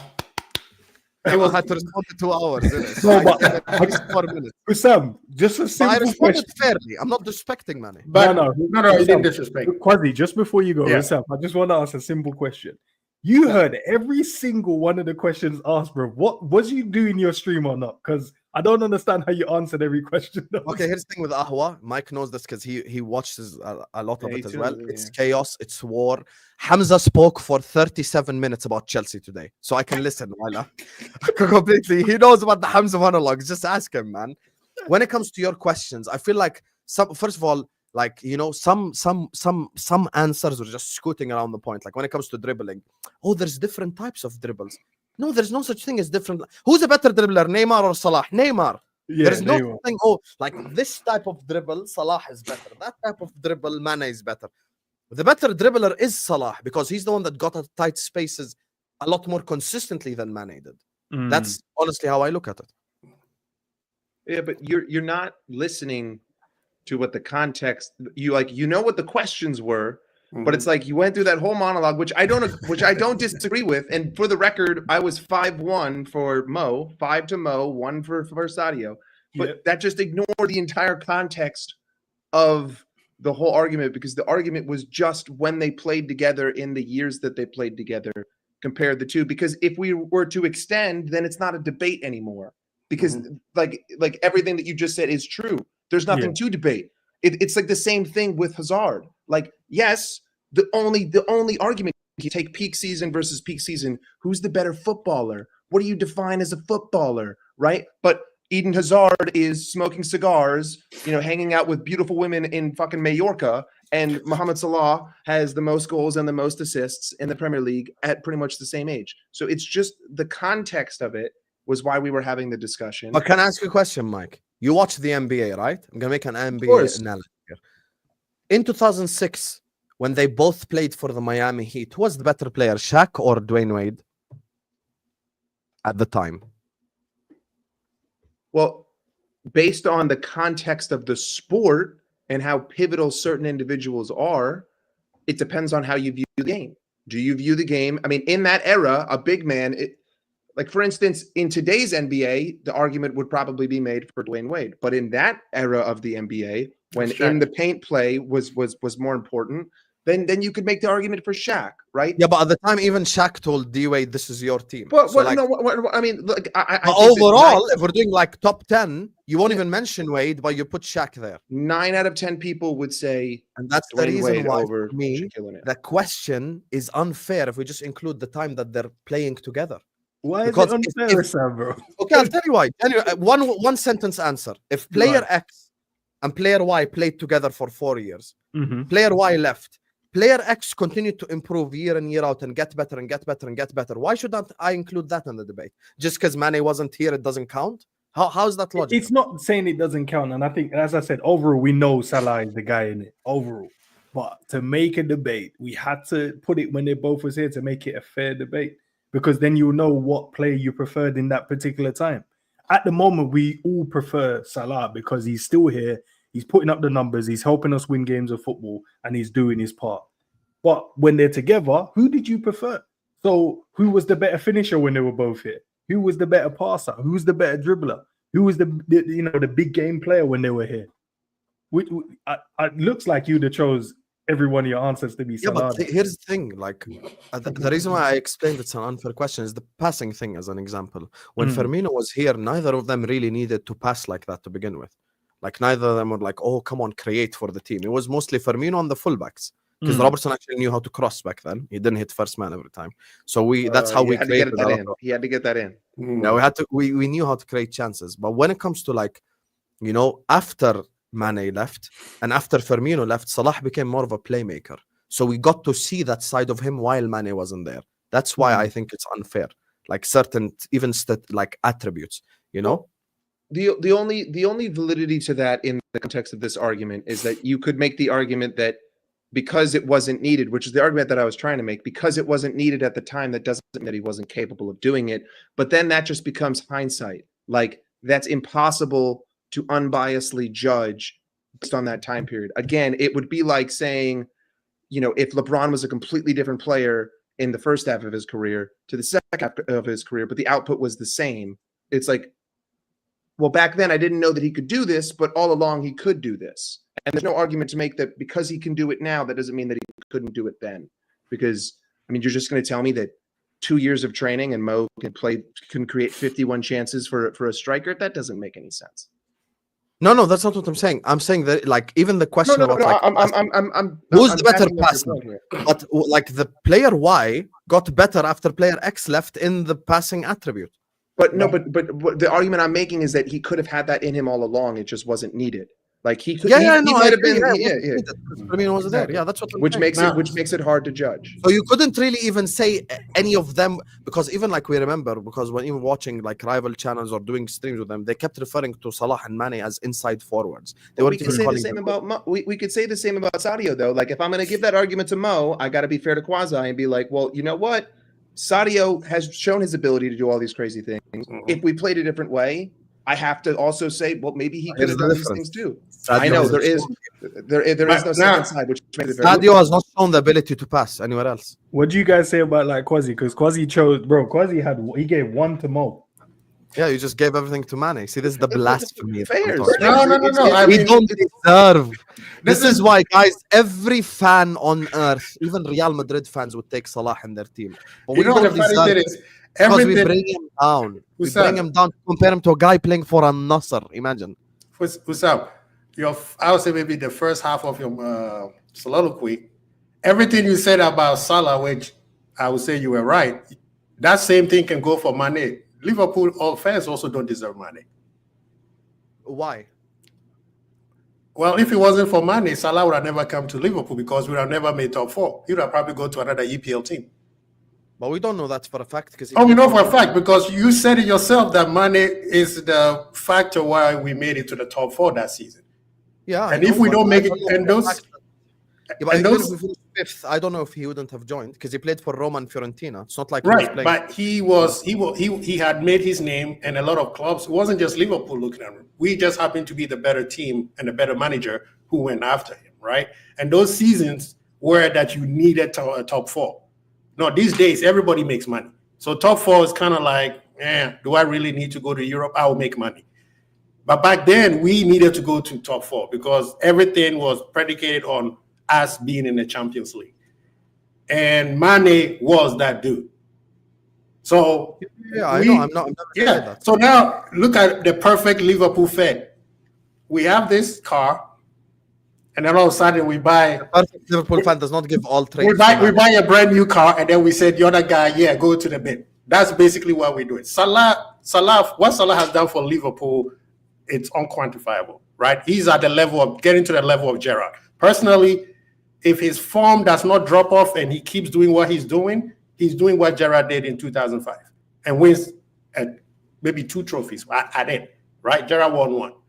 Then you can say the Gerrard and Salah debate becomes very, very close. But we cannot sit here and forget what Mane did for Liverpool. Because no, I'm not forgetting it. I just think that the narratives are changing. First of all, I understand what you're building your narrative on. I'm simply saying I don't know for a fact that if we finish 5th instead of 4th, that Salah wouldn't have joined because True. he was We don't know for a fact. You're right. But you want to know why? Genuine reason, genuine objective reason. He was playing for Roma. Like any player who plays for Roma would most likely say yes to Liverpool, even if they weren't in the Champions League. But didn't Salah say they had to convince him for him to choose Liverpool? Yeah, but that's more like convincing with the project, meeting with Klopp, you know, stuff like this. So that's less about Champions League and more about manager and direction and stuff like this. Okay. But at the same time, that's what I'm saying, though. Remember what for Salah to do what Salah did, and I asked Mike earlier, Mane had to sacrifice his preferable position so that Salah can do what Salah does. What's his preferable? Should we thank Mane then for Salah? Right, he was on the right side. Rise to fame then. Is that what you're saying? Mane was on the right. This is the disingenuous stuff that I talk about. Guys, he did not sacrifice. Jurgen Klopp wanted his wingers to score goals. So the smart thing to do is to put the left-footed guy on the right and to put the right-footed guy on the left if you want them to score goals. So that has nothing to do with sacrifice at all. So Mane he took his favorite. Mane is a right winger. In Senegal, he plays right wing. He came to Liverpool knowing that he's going to play the right side. In Senegal, he doesn't just play right wing. He played right wing, striker, and left wing. He played everywhere. Yeah, that's true. But Hussam, you have to say that he did. For Senegal, I watch AFCON. No, I know. Listen, I know what you know. I know what I'm talking about. But Senegal, I know. I watch your show, so I know you are very versed in Africa on the continent. He did give up his position for him. No, he did. Yeah, but AFCON, the thing with Senegal is without Mane moving, Salah probably wouldn't have done what he did. So, but stick with what you're saying. Here's the thing with sacrificing his position. We're acting like Mane used to play right back and he sacrificed to go to center back. Like that's not the case. Mane was playing on the left-hand side because Klopp wanted to put a false 9 in the middle and allow both his inside forwards to score goals. So the logical thing to do is put Mo on the right and put Mane on the left. That's it. Right, but what happened if Mane said, no, I can't play left side? But take Salah, put Salah there then. Because he could score. Salah also, we've seen Salah play across the front three. Yeah, he used to play left wing back even before. Exactly. Yeah, he used to play Thank you so much for saying that because a lot of people don't know that. So, listen, I know my stuff. I'm not arguing based on emotion. You know, he used to play left wing back. That's what I'm saying. So Mane could have argued, Mane, his agent, sit down with Klopp, say, no, Salah has played on the left side. Why don't you play? He's actually left-footed, but put him on the reason why I think that argument is weak is playing right wing and left wing is not a sacrifice. You're still playing winger for Liverpool Football Club. That's my preferable position, though. Yeah, but you haven't changed the place you're playing in. Like you're still a winger. You get me? Like it's not like you had to play. A winger, but you get me? It's not like you had to play defensive midfielder or something. That's true, but Hussam, that means Trent would have given Mane them passes that he was giving to Salah, innit? So maybe. You know, actually, Trent assisted Mane more than he assisted Salah. No, in the time that they were there. If you realize crosses come this way. No, but that's the debatable one because that goes off of who's took their chances. Because that could mean that Mane took his more chances than Salah did. No, I think Robertson has more assists to Salah than Mane because it's just a crossing thing, like a passing thing. Yeah, but we know that Robbo used to get the ball into the box, and and Trent used to like outswing it to Mane. Yeah, that's it. Mane at the far post. But Mane is, I mean, Trent used to he still does to this day anyway, give Salah a lot of chances in behind the defense. Whether or not Salah finishes it. Trent creates Salah. LFC Tash, I don't think you know who Mane was. Mane was never a left winger. Go watch him at Southampton. Yeah, he can play across the. Yeah, what's that? The reason he wasn't left wing at Southampton because Lallana was left wing. Yeah. Lallana couldn't have played on the right.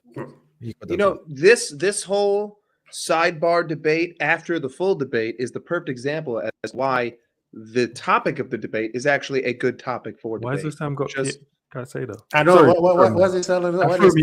I didn't understand why you had Caicedo. Why do you have Caicedo? Also, by the way, just so everyone knows, just so you can feel better, Zubimendi lost to Getafe 3-0 today. Big up Getafe. Hold that, Zubimendi. You could have been something special, but you chose Paella and Mountains. Hold that. Anyway, you hold a grudge. And Lazio beat Sociedad as well, 4-1. You get me? Hold that Sociedad again and Zubimendi. You could have been top of the Champions League, but you decided to lose in the Europa League. Go ahead, Mike. Why did you choose to do that watch along? Because I saw it was a Zubimendi hate along. You said, "Oh, Hell what was yeah! the I title? hate what? Oh, he's Hell been doing yeah. them all. He's been doing them all. Hell It's yeah, because- I'm an it's because of enemy. Max He's Zubimendi. my enemy forever. If that little fraud goes to Arsenal this summer, oh my days. Oh my days. I'm about to hate on Arsenal like never before. You have no idea. Oh my I think we have goodness. bigger. I think we have bigger things to worry about than who other teams sign. What about what's the name catching 7 goals? Are we worried? What about who? Barcelona, bro. Barcelona I keep listen, dude. beat We'll Valencia do it. 7-1. Barcelona, I wouldn't be as mad. Just don't come to this league. Barcelona Wait. beat Valencia 7-1. That's our goalkeeper, bro. Goalkeeper Yeah. was getting packed. But I today, need to man. ask Sam a quick question. I know you Amintashvili? are a good friend with Joe. I said Joe. Judge Mo. Sorry, I said Joe. Yes, Judge Mo. Who is the GOAT in Egypt? For me personally, I think Abu Treka. Double check. I agree. So Liverpool fans, this is what you Who need do to you think understand. is the GOAT then? Man. I forgot his name. The goalkeeper. Because I think he's the greatest African Hadari, goalkeeper. you mean? Yeah, the greatest goalkeeper in African football. Yeah, I agree. I think he was the greatest goalkeeper. That goalkeeper was something else. Honestly, as a question for you, Sam, what if he does a 180 and joins Liverpool? Honestly, stopped watching my channel because I'm too toxic.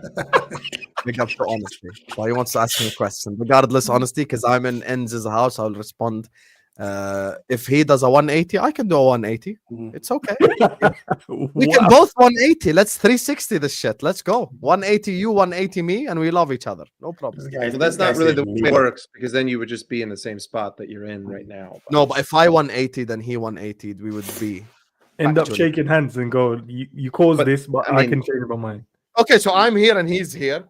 And if you both do a 180, that doesn't, that end doesn't up in make the it same place. 360. That just means that you want me both to do start this. explaining mathematics to you, the first quadrant, the second quadrant, the third quadrant, and the fourth quadrant, the 270 degrees angle, the 180 degrees angle, the 360 degrees angle, which is also 0 degrees angle, 90 degrees. Don't get me 90 degrees, 180 degrees. That's If all I'm wonderful here and I do information this, that I I'm could just 180. put into ChatGPT now. Guys, But we're here, right? Zubendi does this, that's 180. I do this, that's 180. We're closer to each other. That's it. No, You overcomplicate stuff. what That's why one? you're. Sorry, go on, Sam. What one of the actually, questions? this though, would be 90 degrees and this would be 90 what degrees. one of the questions did you find like raw? Why did the guys vote so far over a Mane? The passing one, honestly. The passing one. I don't think Mane is like one of the things that you can say he was good at is ever is passing. Like I think Mane. People, come on, hit the Even make the argument. hit the likes, Passing- people. Hit the likes. Sorry, Yeah, Sam. likes. People hit the likes. Come on, man. If we're talking about the time that they were together, Mm. I think you could argue finishing. Maybe Sadio had better finishes than Salah, but never passing. Passing like Salah always had over Mane, in my opinion. I don't think when we look at Mane as a footballer, passing is one of the things that I will recognize him for. Like I'm never gonna look at Mane and go like, man, what a playmaker, what a passer. I don't think that at all. I don't think that at all. That's No, a no. Quasi, what's your rebuttal? Because you voted, and I swear you did as well, Mike. Didn't you vote for Mane for the passing? That's the only thing I he think- voted for.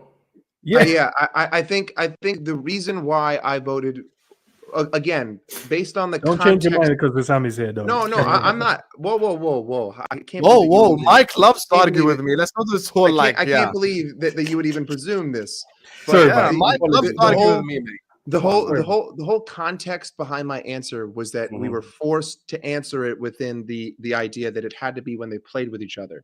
I didn't so force because you, of- bro. I just, you know what I mean? No. But like based on the boundaries of the argument, Yeah. I hadn't seen this level of Mo passing back then, but I had seen Mhm. a fantastic level of passing from Sadio Mane. But that's just because of the way we played. Yeah. But because hindsight's 2020, and we have to put that boundary on there because if we extend it, then it's obviously Mo. But at that time, I just didn't see that from Mo, so I had to go with Sadio Mane because I had seen it from Sadio Mane. And he even had a couple where I'm like, I don't even think that Mo would decide to pass in that situation. And that was let that alone. to me. That was the reason why I chose Mane, because this in setting passes I don't want to call Mo greedy, but he was supposed to score goals, so you can't really fault him most of the time. But sometimes, yes, just pass it. But because we don't have Bobby Firmino, who puts everything together, and like Husam said earlier, now Mo has to be the creator, right? Our midfield was not gelling like they started gelling a couple games ago. So now you see that there's better passes coming from Szoboszlai, McAllister, and Gravenberch. Now, back then, I choose Mane for passes because he was, I hate using the words, that he was not as greedy as Salah back then, even though I don't think Salah United 4-0, Quasi. United 4-0. Exactly. Sadio, and I know, Sadio Mane's pass. I understand. I don't want to. Never does it. So you're saying, yeah, there's a certain guy in our team currently still greedy. The other guy that we had wasn't greedy. But carry on your go. I just wanted to clarify. So I don't want to. I'm trying to find a better word to say. No, use the words you want to use, bro. You don't have to. But the guys. passes that Mane was giving out at the time when they were both playing was quote unquote less greedier than what Salah was. You're raising Husam's blood pressure. I know. And now looking at what Salah is doing, Salah wasn't doing what the passes that he's giving out to Nunes, Yeah. And he's not doing that back then. He wasn't doing that. So if people are judging it, and I'm pretty sure Husam is judging it based on what Salah is doing right now, then it's not a fair comparison. Exactly. Because if Salah was what Salah is doing now, exactly. If what Salah is doing now, the passes that he's giving now, if he was doing it back then, there's no context. That's just straight up Mo. You said Mane had not only scored more goals, he might have got a bit more rating from certain guys as well. Yeah. I mean, he only had in the season where Mohamed Salah broke the record, Mane had 7 goals in the Premier League. Like we can look at the no one season. assisted Mane more than Salah, guys, by the way. Okay, 7 goals. Check the stats. Hussam, you're not missing. Tell a bigger story always. You're ignoring all of the context that we just laid out, and you're just throwing a dagger. I'm not being edgy. Okay, I'm not being edgy. The fact that you just want to call me a calculator greedy and Mane would have scored more if Salah passed to him is pure agenda. This is just genuine media driven. Did you see Mane get upset on the bench? That's not even what we said. That's what I said. That's not even what we said. We cannot say that Salah is greedy. We just can't. This is just complete narrative driven. You're hyper focusing on one. No one assisted Mane more than Salah. Okay, no one. Firmino got more assists for Salah than Mane. No one said that he would score more goals. We said that we said that the way that we played did not require what Mo is doing now then. So based on that, and based on the fact that he wasn't doing that back then, I'm leaning more towards Sadio Mane because Sadio Mane was doing that more than Mo was. That's it. That's the whole point. But if you add today, there is no argument. There's no contest. Mohamed Salah blows him out of the water because Sadio Mane cannot put the ball. He cannot put the ball on a plate like Mo can as consistently as Mo does. But back then, he was. It's just a fact because Mo was not playing as many passes. It wasn't a part of his role. It wasn't a part of Mane's role either. But there's some elements of both of their roles. He still was the better passer. There's some elements of Salah's game. He's greedy. He's greedy though. Let's be serious here. Can you not agree though, Sam? When you're thinking about Sadio Mane at Liverpool, how far down the list does passing even? At what point will you even mention passing? Genuinely, like who the hell thinks of Mane and thinks passing? That's the last thing I think about. Now we're going from a top-down analysis. We're analyzing. I'm looking at Mane and I'm thinking finishing. Then he sounds like an goal scoring. That's an agenda, so because you watch Everton, right? You watch the game against Everton where he laid it up to Origi. So he has that arsenal. Wow. He has that. He has those arsenals in there. Salah has only done that 6 million times. Like, well done. Now he has done that 6 million times. That's what we're saying. Wow. That's what we're saying. Now, watch that pass. Please go watch that. Now, Husam sleep with his weak foot, by the way. Husam, now Salah is doing it consistent. That's what Mike is saying. Now he's doing it consistently. We're talking about back then. That how many years did they play together? 5, 6 years? Yeah, that time Salah was not doing what your logic is flawed because you're just using one pass as an example. That's not. No, I was just showing you what kind of arsenal Mane had when it comes to passes, which is what we were talking about. I can tell you about the Salah assist to Mane away at Watford, Trivela from halfway line. Imagine Mane attempting that, his hamstring would break. Oh my God. The insult. You see, we don't deserve Mane. We have to be objective, even if you're talking about the time together. Mane is not known for his passing at all. No one, rival or Liverpool fan, thinks of Mane and thinks passing. That's how I know it's just pure. This is pure agenda. Well, there was three Liverpool you fans. cannot claim Mane was a better passer than Salah at any point in time in their career. There was three Liverpool fans on here that voted, and there was people in the chat that said this as well, bro. They agreed that Mane had better passing than Salah. So what does that mean? There's people who voted for. Well, this is a community. This is a community debate. This is all opinion. Doesn't mean that this is opinion based. You know? No one is technically right here. And be found innocent. Do you believe they're innocent? Just because people said it? No one is technically right in this debate. Because it's entirely subjective. Like there is no definitive answer. The only definitive answer in football is output. The only definitive thing is how many goals and assists did you get. That's it. That's the only cold hard truth that exists in this game. And because of that, that's why Mo, in my opinion, is the best Premier League winger of all time. But regardless, everything else is subjective. It's all subjective because I view it differently than you. Because again, going back to one of the earlier questions, who's the better footballer? I think personally, I don't care because I don't care who the better footballer is. I care who's the better winner, who has the more longevity, who has the better career.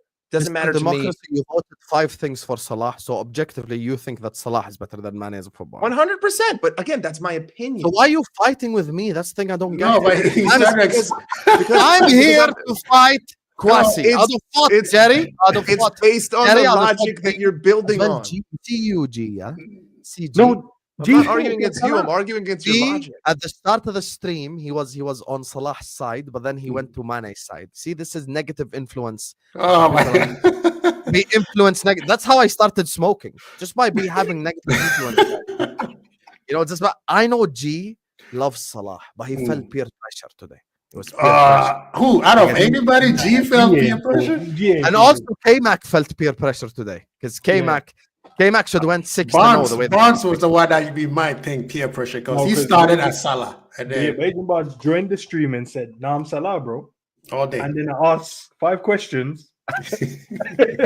And they were all Mane. Yeah. But at the end of the day, personally, they're all Liverpool players. You can't say that after you gave 5 things to Mane. You just can't. No, but I love Salah. Come on. You just called Salah selfish. You voted 5 things for Mane. And you're going to come up here and say, "Oh, I love them both. They're both Liverpool players." Yeah. No, but one, I have more. Yeah, I have more to lose from hating on Salah than I think anybody here. I'm from the continent. Salah is from the soil. So I'm team Salah. Mane also team Mane. That's why I say they are Liverpool players. But based on the context of the questions that the host asked, like at one point I say I'm going 50-50. They put me on choke. We can agree that the host is a fraud. I mean, we can. You see, here we go. And now we go back to the root of the cause. The logic. I am not, bro. I'm not the root of the cause, but I'm just asking just to see where. No, Husam, you are the FSG in this conversation. And no, but Husam, listen, right? You know when you always say like we need to see who's actually Salah. You want to weed out the frauds, right? I've just weed them out for you. This stream, I've weed them out for you, bro. Yeah, I know JJ was the fraud because he made it clear on the Friday show. I know Kwasi was the fraud because K-Mac just got negatively influenced for 2 of the votes. So is G. Me. And so did Barnes. You get me? So No. Barnes came in and said he was Salah, and then I don't know what happened. That's what I'm talking about. Negative influence. I never budged. That's why I started smoking. You know. No, Mike was on Mane's side, and then he just decided to go Salah. No, I've never been on the Mane side. I just compared to Thierry Henry. Serious question though, Husam. Mane is in the Maras, like he's in the tier below that. But Husam, can you be honest though and say that Mane and Perez is a more fair argument? Can you say Mane is the better footballer though, Husam? Be honest. No, I can't. I actually think Salah is the better footballer as well. Yes. The only thing that I generally think Mane has so much better than Salah is his heading ability.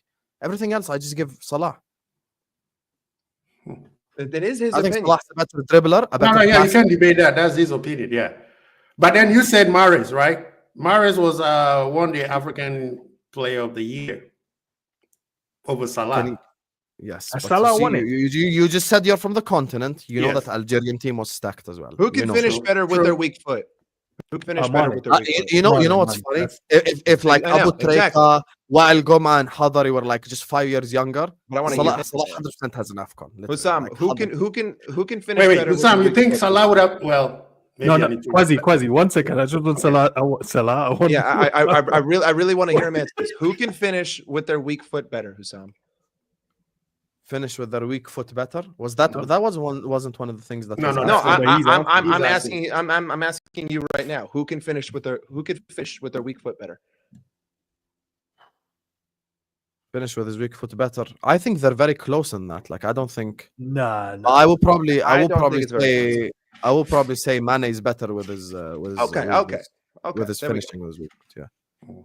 But overall finishing, I'm giving that Salah. I'm sorry. But that wasn't the question. I just wanted to know weak No, foot Mike, only. I'm trying to Yeah, I'm weak-footed confused. finishes. Probably Mane is. Yeah, Mane is probably. Nah, yeah. do you know what, Mike? I'm slightly confused because you've been getting onto Hussam all stream, but he's on your Yeah, side. like I come here, I don't even want to fight Mike, but Mike just wants to fight. You get it? Hussam doesn't want to fight Mike, but Mike just wants to fight in No, general. because here's the if thing. I Here's came the here thing. to vote for Mane, Whenever he'd have Hussam fought me anyway, brings you me get- anywhere, it has to be a fight. So the second he Yeah. comes, you know, I've No, been I didn't trained. come in I've been indoctrinated into fighting him. You guys should Yes. be getting onto Quasi, but for some reason you're asking him questions. to Yeah, I'm pull him getting up. on to Quasi, and then Mike is fighting me.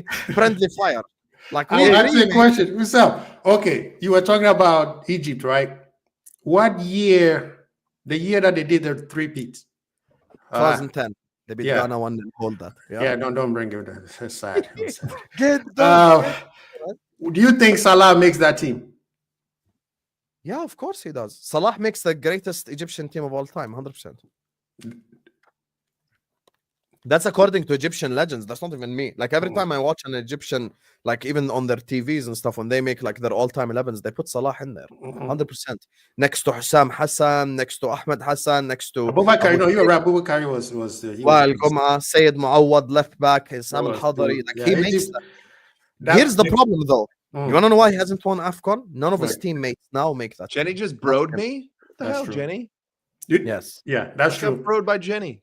No, because because Mike, I'm finding Jenny it weird. can't I'm like, you've gone all Salah this whole stream, and then every time Hussam says something, you Yeah, ask but- him okay, but an hold on, edgy Ends. question to. But That's what I would do. because How about we call it's- out Mike's fraudulence instead? That's a it's better. thing because to debate. it's because of the logic that Hussam is basing it on, and he's not approaching it from the context of the original argument. Like I hear all of the things that he's saying, but the majority of the But points I that he's did debate making the original are from argument. are from outside the context. Yeah, but I did debate the original argument. I just said as the passing thing as an example. I don't think we look I at know, Mane and you think just he's straight a up disagreed, passer. which is fine. That's fine. If you Yeah, want to disagree, Who's got all good. who's got the better IQ than Hussam for you? Salah or Mane? Really? Is this a real question? Is this a real question? Come The on. footballing IQ is a very I try to important go Football 50-50, IQ, but they definitely won't let me. Salah. It's in a very important By question far, because by you far. can either do let me put someone in a halfway line and you just run in behind and we play There's the ball. three players who played for Liverpool in the Klopp era that have higher footballing IQ than Salah. Only three: Mm. Trent, Firmino, and Thiago Alcantara. No one else. How are you not going to say James Milner?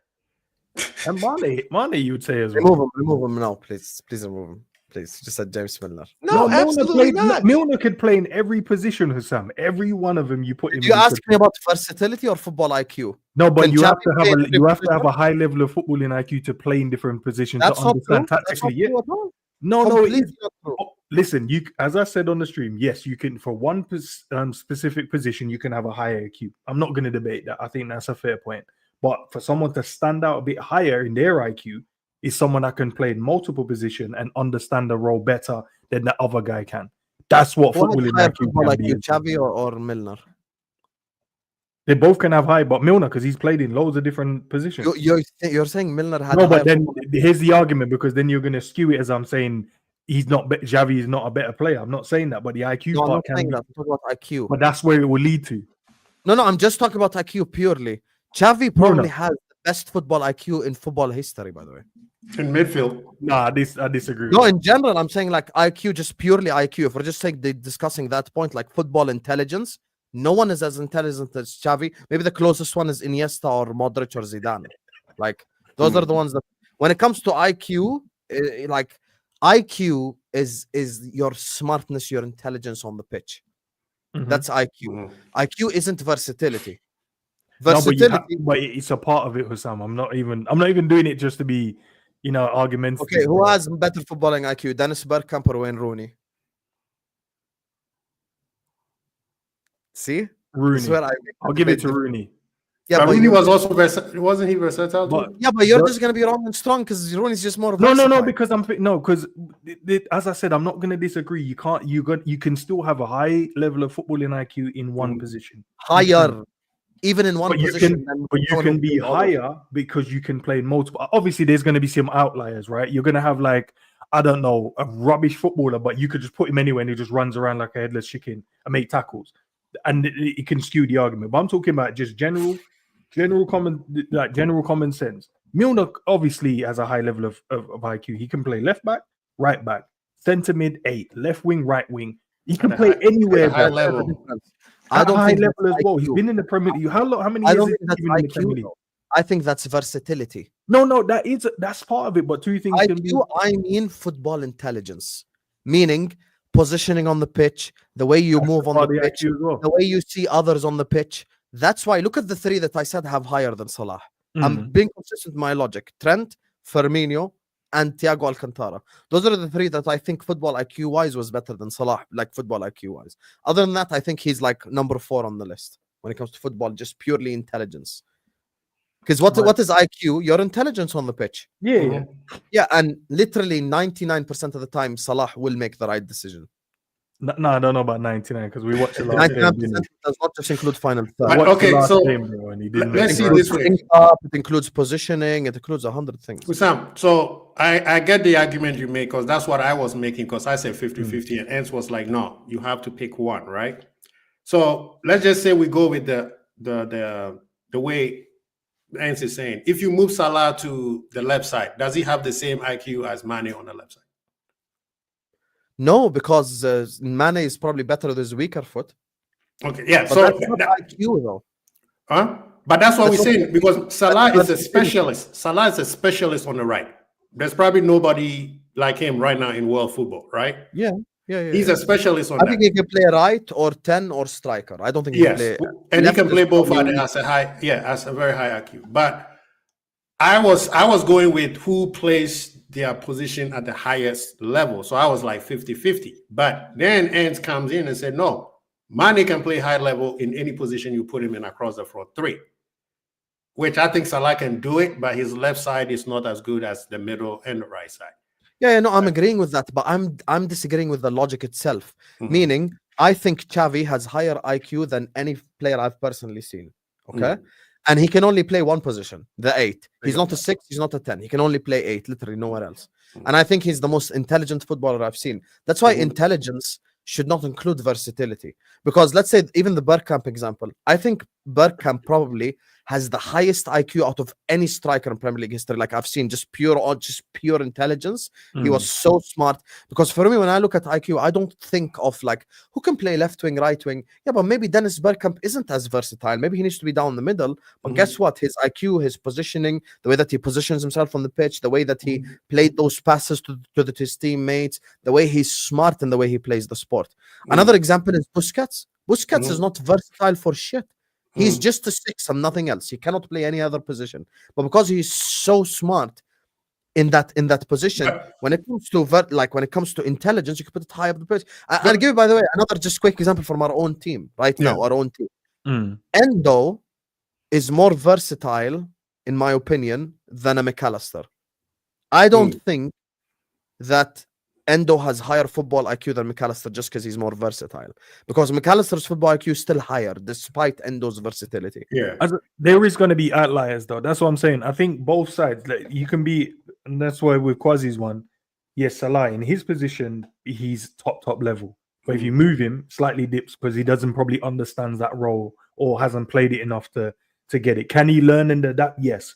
But I'm not gonna then take away from guys that can play in multiple positions, but do it at a very, very high level. Not go in there and you go, "Raw, why did we put this guy in there?" When we said, look, Milner obviously is probably the wrong one to use, but when we put him in there at the old age, the only difference was, people just run by him in it because he's not as quick.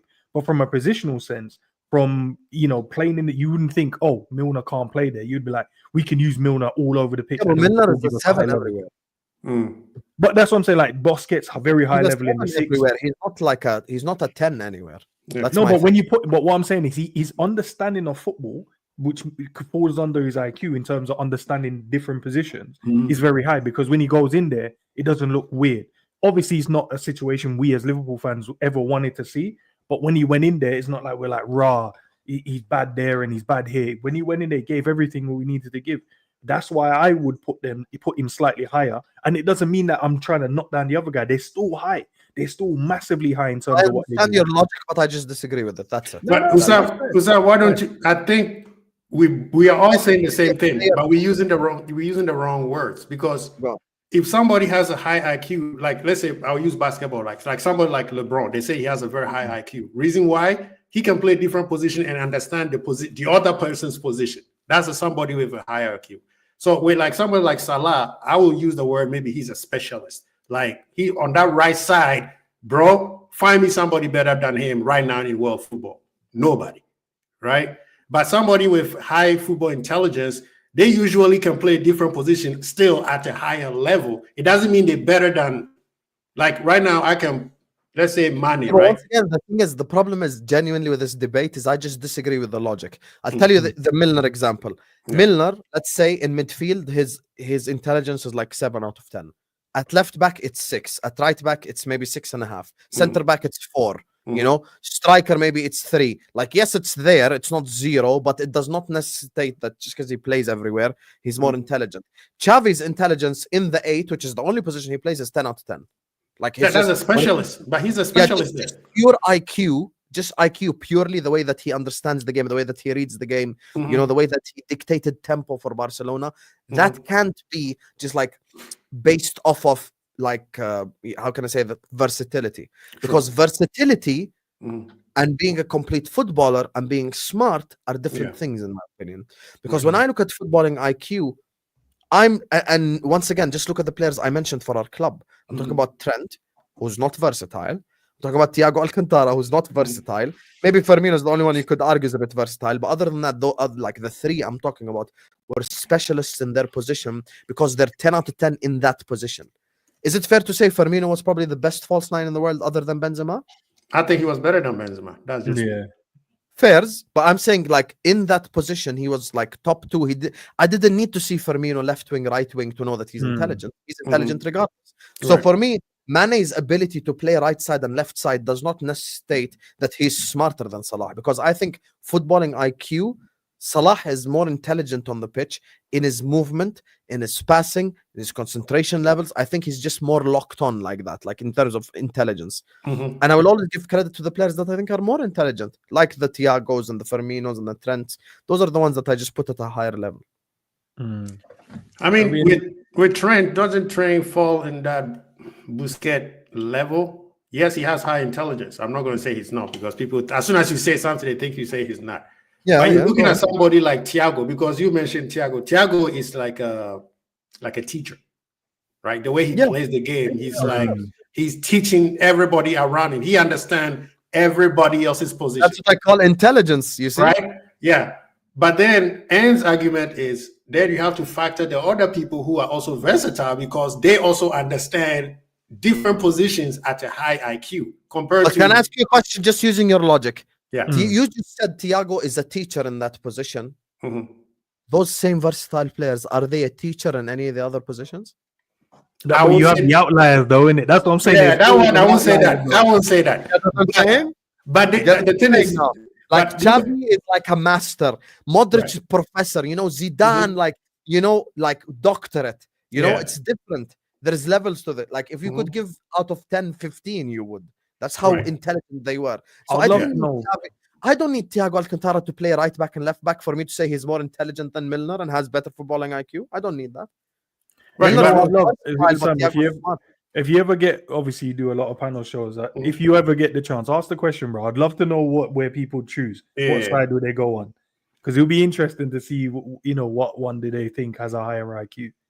Now, And it doesn't okay. mean that the other one's low. It just means one just slightly. Because we actually have a legend that was very versatile, and Stevie, because he could genuinely play 10 positions other than But goalkeeper. he also has Probably- a high IQ. Yeah, probably even if you put him keeper, he would work. But the difference is, this is the difference.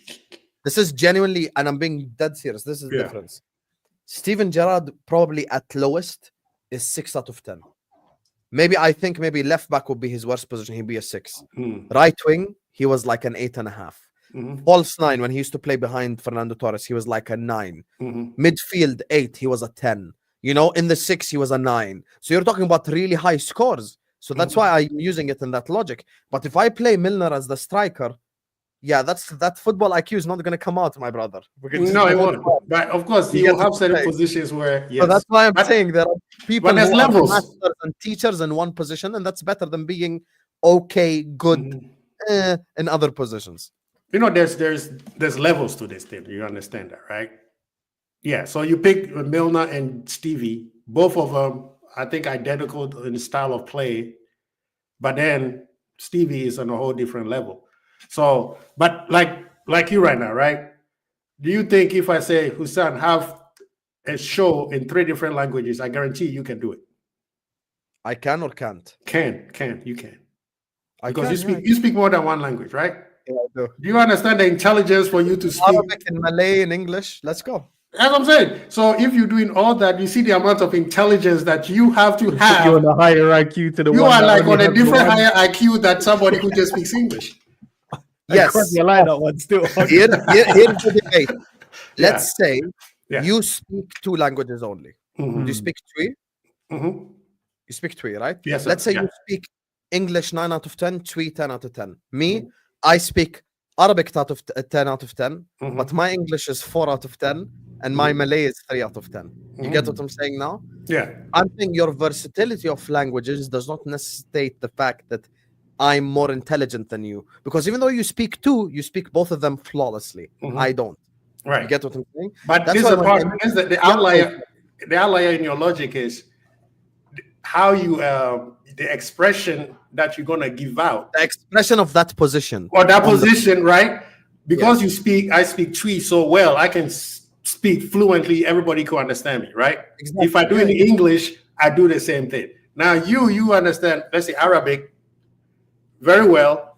Malays, you can express yourself. You are a very high intelligent person, More than a restaurant, That's it. right?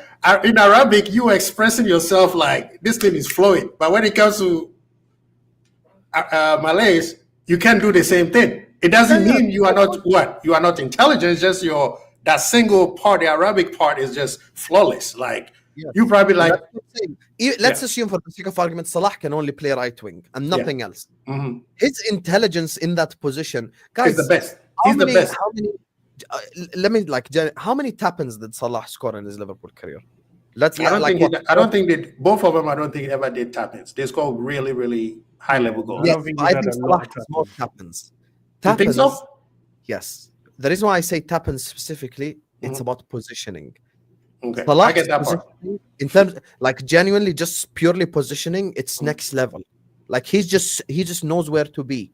Mhm. That's like when I'm defining intelligence, I'm looking at Salah and I'm thinking, okay, he knows where to be, Right. he knows where the other players are, and he can find them with a pass. Mhm. And even if he can't beat a winger for pace, the link up and the way that he gets involved with either the right central midfielder or the right back, Mhm. and they overlap with each other, and the way that they read each other, like it's very rare that Salah plays a pass to Trent and Trent is offside because he'll play it at the right time. See, that's why when I'm talking about intelligence, I'm talking about that intelligence. Because Mane, for me, his intelligence on the on the left wing is like, okay, let's say 8 out of 10. In the striker, I'd say a bit less because he became more a goal scorer there. So I'd say 7. On the right wing, I'd say maybe 7.5. Let's say in between them. And I'm saying Salah, okay, only right, but his intelligence is like 9.5. like it's a bit higher for me than Mane. It's just pure footballing IQ.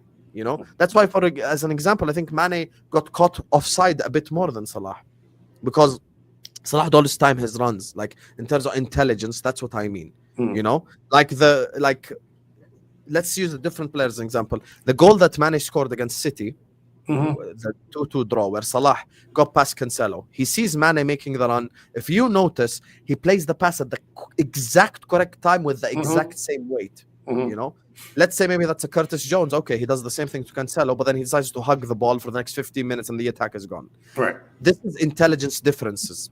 That's why for me, if I'm talking about IQ, I give more the higher IQ despite Mane's versatility. Yeah. Like, I think Mane could probably play like even right back.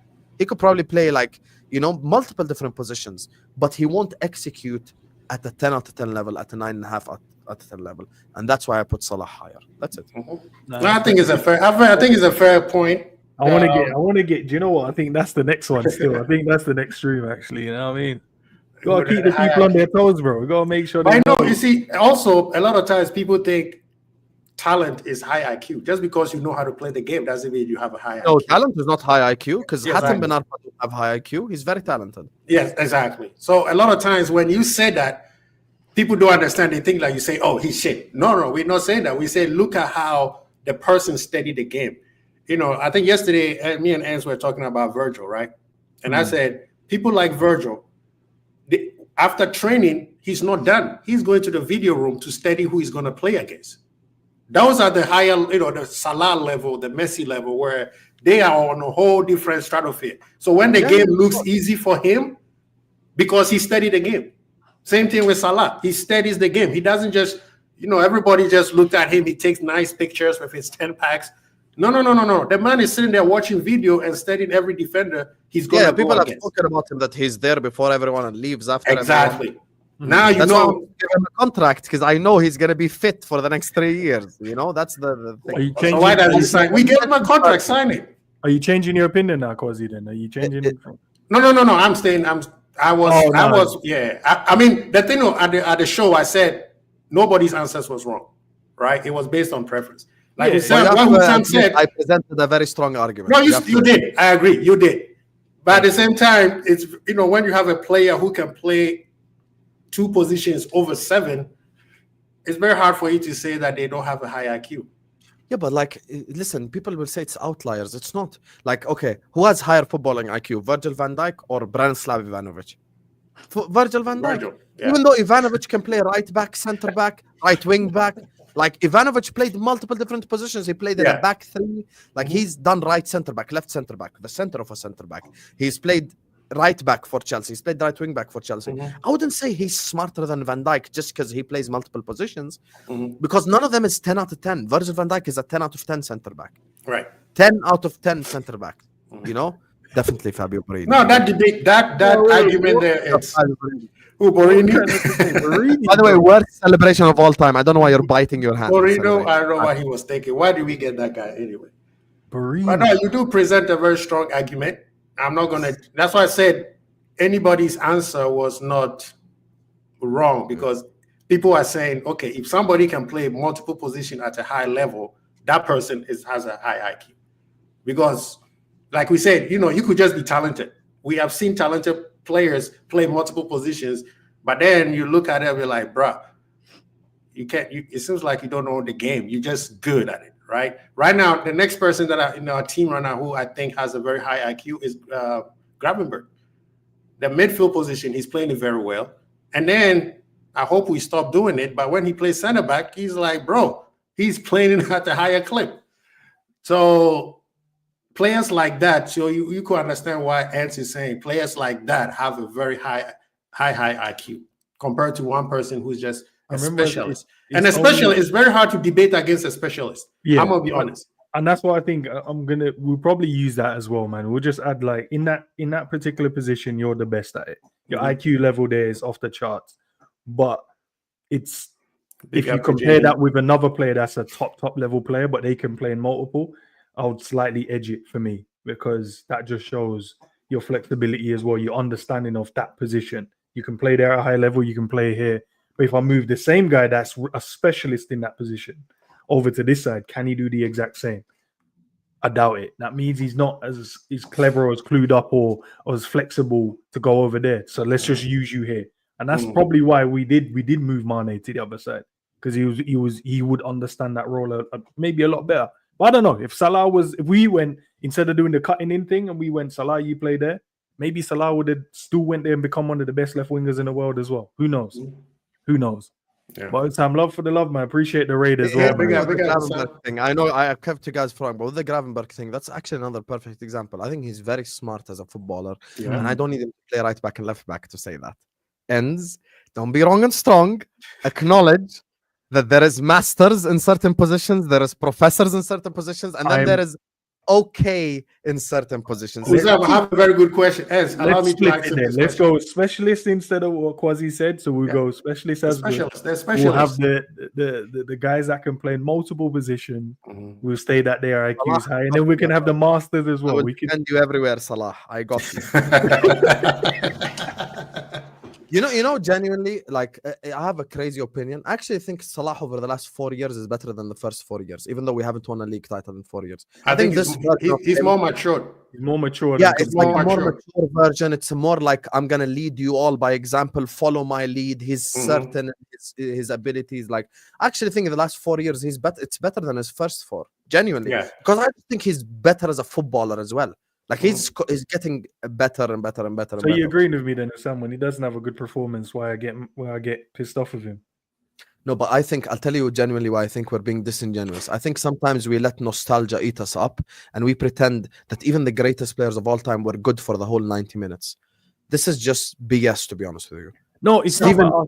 Yeah, I'm not. Steven Gerrard was good in the final against AC Milan. Who, by the way, I put Gerrard above Salah for the people. Yeah, like, it has to. Bro. Gerrard's my number one because that guy is my like childhood hero.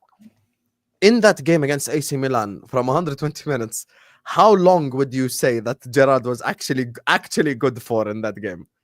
I'm gonna give him the 20 minutes. the total? first half. The first half, no. The first half, the whole team was The No, first no, half, but he forget about it. No one see was that good, yeah. second half. The second half, he woke up. 20 minutes, and then Milan dominated again. You get what I'm saying? And then he had to go right back, and in that position, Like, when he went to right back, when mention Hazard, when they mention anyone that you mention, even Thierry Henry, Mm. bro, no player is. It's very rare, genuinely, even from Messi. I'm saying about the best of all time to be good for 90 minutes. This is not a real observation of the sport. No one, and I mean no one, can be good for 90 minutes consistently. Ever. Hussam, you see, Because that's you're never, always going to miss a chance. You're always going to miss a pass. but Good that's- for 90 minutes means like a game where Xavi had 100% passing accuracy. He did that once. You know, Well, so he was Hussam, good. That's never been my argument in terms of Mhm. when it's because I put him on a highest of pedestals. And you're right. I think he's been better in his last 4 years. In his first couple of years, he was doing bits, and I never once said, "Oh yeah, I was worried about his game" or criticized him or anything. But in this one, because I know how good he is now and overall as a player, I can look at and go, "Bro, you need to do better here because this is where I have you. I don't have you Right. down here with the rest of these guys. I'm not asking you to be perfect, but what I am asking you to do is make the right decisions more times than not. Don't be, in Quasi's words, don't be greedy when you don't need to be greedy." Okay, I'll tell you where I agree with you. The Lille game. The Lille game, even on my watch along, I called it out. I said, Salah, we need better decision here. We need better. I'm agreeing with you. That But okay? the Maybe that's a better word. Using better decision. I No, should no, have no. used Say, greedy. leave greedy, man. Leave greedy. Okay, leave greedy. Okay. In the Lille game specifically, we Yeah. could have won that game 6-1 if Salah made 3 more like correct decisions.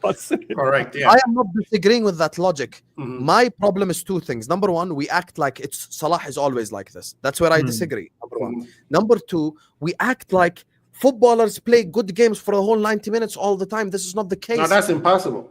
Yeah, even Hazard, right? People say Hazard is technically better than Salah. I agree. Technically, Hazard is better than Salah. Aesthetically, And let me deny this. We all have eyes. We know this. Technically, Hazard is better 100%. But even Chelsea fans, if any of them are watching right now, or anyone who watched Hazard for the whole time will tell you, Hazard even himself had games where his passing was off, his shooting was off, he wasn't on it. But then for that one moment, he gets the ball, dribble past 3 players and score. And that's the point as well with Salah. We don't need a player that's good for 90 minutes every single game because that doesn't exist in reality. Hell, even Gravenberg has had bad games. Virgil has had bad games, bad moments, bad passes. This is normal. But let's not act like the norm for Salah is you're shit for like 85 minutes, but you score a goal, so everyone says you're good. That's not the norm for him. But that's what that annoys me is even the last game we played, right? The one that Nunes came off the bench. Brentford. Everybody says Salah played bad, but they're like, oh, he could have gotten 2 assists if people scored the goal, though. I'm like, bro, so you forgetting what we're saying about he is not playing well at the time. So if he get those 2 assists, then you forget. That is the part where I get frustrated. It's not that, the GA, get the GA. No, that's good because he keeps us winning. But I'm a performance person because guess what? When Salah plays well, the whole team plays well. Like it goes through, it's like energy. Everybody starts to eat. When Salah is balling, making better decisions, like you said, Husam, the whole team eats. When he starts to kind of look at himself, i.e. being a little bit too selfish or greedy. No, greedy. Use the word greedy, man. That's the part where it becomes very frustrating. And me and Kwasi are having a really good conversation, and you're just trying to ruining by getting us to fight. We're not gonna fight. We're not gonna fight. We're having an objective conversation, and I'm even agreeing with you, bro. Like I'm not disagreeing. I'm just saying, okay, do you agree that the majority of the time, the case that you're both describing is not the case for Salah? Majority of the time, he's good for most of the time and gets us a moment. Majority of the time. Yeah. So let's say 20%, okay, 10 games. Salah has 10 games, right? 2 of them, he'll be bad and do something. 8 of them, he'll be good and do something. Fair? Fair. Okay, so let's not act like it's the whole time. And the other part of my argument is the following. Even Ronaldinho Gaucho, even the best players I've ever seen, I'm going to give you best example right now. The guy that won the Ballon d'Or in 2002, R9, phenomenal. For the young kids, please go and do your revise. This is your homework. Go watch the highlights of that game. Yeah. Do you know that before R9 scored that tap-in, he missed 3 clear-cut goal-scoring opportunities against Germany? So, that's who? That's phenomenal. That's R9, That's like some... Like if we're talking technique, if we're talking as a footballer, bro, you could argue R9 is a better footballer than even Cristiano. We're talking about best of the best. R9 is better than Cristiano. I don't care who are the R7. Point proven. Yeah. He missed 3 clear-cut goal-scoring opportunities against Germany in a World Cup final. But because world-class players rise in moments, he went on to score 2 goals. What does that mean, though, Hussam? Does that mean that you can't criticize them, though? Because that's how I feel. Whenever you say something wrong, and this is true, bro. We can agree that you can't be great for 90 minutes. But what we can do when we discuss a game is call out when we see nonsense. So decision making. We can call that out. But the problem we have right now is don't call it out when a bad word. That's the problem. You can't even have a bad word. Lille, we agree. But what other game this season was he like this, genuinely? Let's use the last game because Sobo had a go at it by halftime for not passing. No, Lille, I agree completely, 100%. No, but even the 4-0 the other day as well, he wasn't bad. I'm talking about decisions making. So for me, it's normally when he's dribbling, I'm like, bro, just give the 1-2. You don't need to. The guy's already got a backup. You can't go by him. Why are you running into his shins? Just get it back. Ipswich, I didn't have a problem with anyone's decision making. I thought we were actually unbelievable in that. Nah, there was a couple of times still. But look, listen. But that's what. Yeah, but this is where my second point comes into it, because you're gonna take a game where he made 8 correct decisions, 2 wrong ones, and you're gonna go No, but here's the problem. When I look at the game by game, I'm looking at the moment within when you make that decision and how much that could cost us. So, for an example, if you're making those decisions at 4-0, I couldn't care less because I know it's 4-0. But if you're making that decision at 0-0 or 1-0, where I'm like, Liverpool tend to just give up a stupid ass goal anyway. So what I need you to do to manage the game in the correct way at 0-0, make the correct decision. Give the ball to someone else, tap that in. Second one, give it. Now we're in a beautiful position. Bro, I have no problem in you doing what you want to do. But before that, I can't respect you doing that because I know what we're trying to go for. And I don't expect every team we're going to beat 4-0. So in the moments when we need to put those simple ones away, I need you to do that. And that's what I will go with. So I'm not going to say he didn't play well, but I'm going to say in those moments, that's what I look for. And when it happens in the game. But the thing is, whenever you mention his name, for an example, he will play poor for the 80 minutes, but score. Mhm. And you go, bro, he was poor in the 80 minutes, you know. Straight away, they're like, nah, I don't care what you're saying. He scored in the game, so that's all I care about. And I'm like, but that's hard because we want to have a I discussion. understand your logic and their logic both, because they both make valid point. You make valid point, and the person who says that to you make valid point. Guys, for on the 100th But they're time, not willing to listen to my point, though. the They're reason not why I willing- have Caicedo, this is Caicedo crying at Wembley because he rejected us and then we beat him in the final. Look at his tears in the picture. This is not Caicedo smiling, it's Caicedo crying, and he can cry more. I'm going to put Zubimendi crying. That's number one. Number two, the argument is valid, ends. Think about it from like someone who views the sport. You view the sport consistently. Even the best of the best players on planet right now, Mbappe, Vinicius, Valverde, Lamine Yamal, Harry Kane, consistently on a football pitch, they will make mistakes and make wrong decisions. Of course, yeah. We can't just highlight it for our guy. I'll give you another example. Since you couldn't mention an example, I'll tell you that example. Brighton at home, the one where he scored the winner. For most of that game, he actually didn't deliver. He didn't. Remember the one where he scored the curler? Yeah, I remember. Yes. I That called him game, out I for that agree. one, but he scored the Ipswich, game. I disagree. Because Ipswich, we can disagree on the decisions made. Because Ipswich, I actually think the whole team were making right decisions the whole game.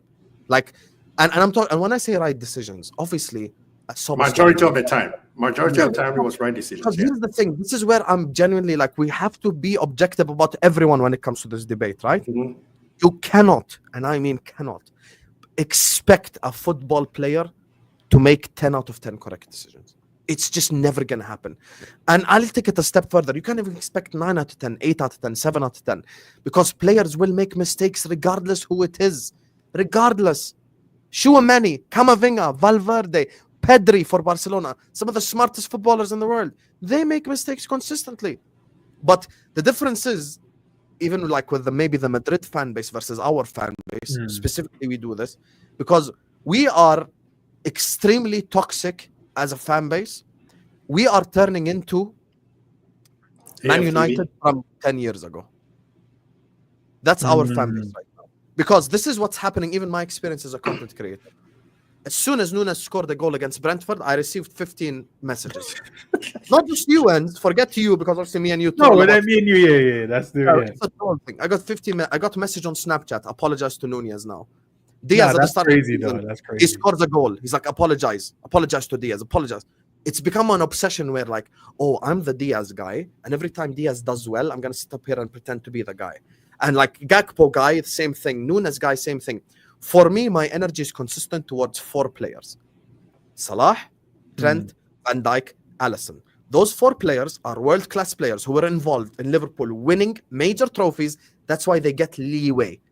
Meaning, I am a lot more nicer to Van Dijk if he makes a mistake than I am to Quanta. So you agree that you bias, right? No, but it's not bias. Kwasi, these are the players that made us happy. That's true, yeah. Has Kwanzaa made you happy like a Virgil? No. So, of course, okay, let's say next game against Bournemouth, we go 2-0 down, right? Yeah. We come back and win 3-2. Don't put that in the air, bro. Yeah, thank Don't you. put it in the air, please. Listen, we come back and win 3-2, so I'm not going to put negatives in the first half. Don't scare me like that. Let's assume for the sake of argument, Kwanzaa makes an error leading to a goal, Van Dijk makes an error leading to a goal. The fan base, and I will say something, rightfully so, We'll will go against criticize Kwanzaa. Kwanzaa more. Why? Because Virgil has this big of a sample size of him being elite. True. That's why for me with Salah, like ends, and this is something that people as well in Enz's community agrees with, like scraps in the chat. Don't think I don't know. I know about this community, mate. So, But who's that one thing that I would tell you though? Energy. Objectively, genuinely, how can I show the same energy towards Salah and Nunez? How? It's impossible. Van Dijk, Kwanzaa, impossible. Trent Bradley, impossible. Alisson, Robertson, impossible. You get what I'm saying? Because there's levels to this. I'm willing to accept Salah making 3 wrong decisions in the final third if he makes 7 right ones and we win the game. That's a high sample size. You want that though. You want him to play well at 7 and then mess up at 3. But one thing that I think I will come at you though, when you call Diaz a human feces, yeah, even me, I was in the comment going hard at you like, what the hell is that? You need to apologize to Mr. Diaz and his family. You do not call Liverpool He did, players he human feces. What was that, man? I did. I have apologized. And listen, I actually sang, just so you know, I sang the Colombian national anthem. Okay, good. And we are friends with the people of Colombia now. You get me? Okay, So good. You And I actually saw that that Colombian content creator as well, because I saw him talking about. oh yeah, he's talking. He sends me super chats now. He's like, oh, ¿cómo estás, HUSAM? I'm like, hey, big up to you, Omar. How are you? You get me? And that's how it's supposed to be. That is what I think is supposed to be. Where if you make a mistake, like you, I know a lot. When you go on Terry's show, everybody come at you with a slot comment, where you like slot out, and then now you are slot in. So they were like, you said first I was slot out. Now he's proving to me that he needs my backing. And I think that is fair, where the fan base needs to understand that. But a lot of the fan base don't get it. As soon as, if let's say Salah do something wrong and we say Salah did something wrong, they think that we say he's shit. We don't respect him. We don't like. We're like, no. Like even HUSAM sitting here, who's a Salah fan, super fan actually, who said I will give him a little rope to hang himself. Says against this game he was not playing well, and people needs to get that. Nobody's gonna play well 100% all the time. You know, nobody. There's nobody in the world. Maradona didn't do it. Pele didn't do it. I've never seen anybody go 100. Messi didn't do it, bro. Messi didn't do it. Nobody did. Now, to be fair though, man, it'll be hard to find a bad game of Messi, bro. True. Maybe but I didn't see after Barcelona, maybe PSG. I think there was one I watched and I was like, "Rah, this man ain't even running." Messi had a bad game at Anfield. But yeah, it's just that, man. That's the goat. That's the bloody goat. You get me?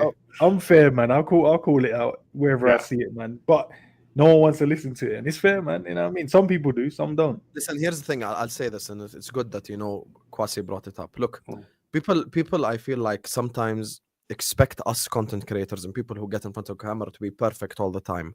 Sometimes, unfortunately, and Kwasi says like he's from the soil, so he's met people like myself who are just an emotional wreck, and we just get angry as fuck sometimes, and we just make silly stuff. The reason why I said slot out, I've explained this before, is because we got rejected by Xabi Alonso and the Amarim thing happened. And people need to understand, as a content creator, you have no time. When something happens, you need to report on it directly, talk on it directly. I didn't do any research. I didn't say I didn't understand anything. I just came out and was like, slot out, because I was just so emotional about it. And let the emotions get the better out of me. And sometimes, guys, we're human beings. Everyone makes mistakes. Enzo's makes mistakes. Kwasi is done. Every person, if any of you in the chat get in front of a camera, you're going to make mistakes. Whether it's a wrong prediction, whether it's maybe wrongly. Perfect example of this, Cody Gakpo. A player that 95% of the Liverpool fan base, and I mean 95%, wanted him gone. After the Euros, everyone just wanted make him it to better. stay on. Make it better. Gravenberg. People wanted Gravenberg.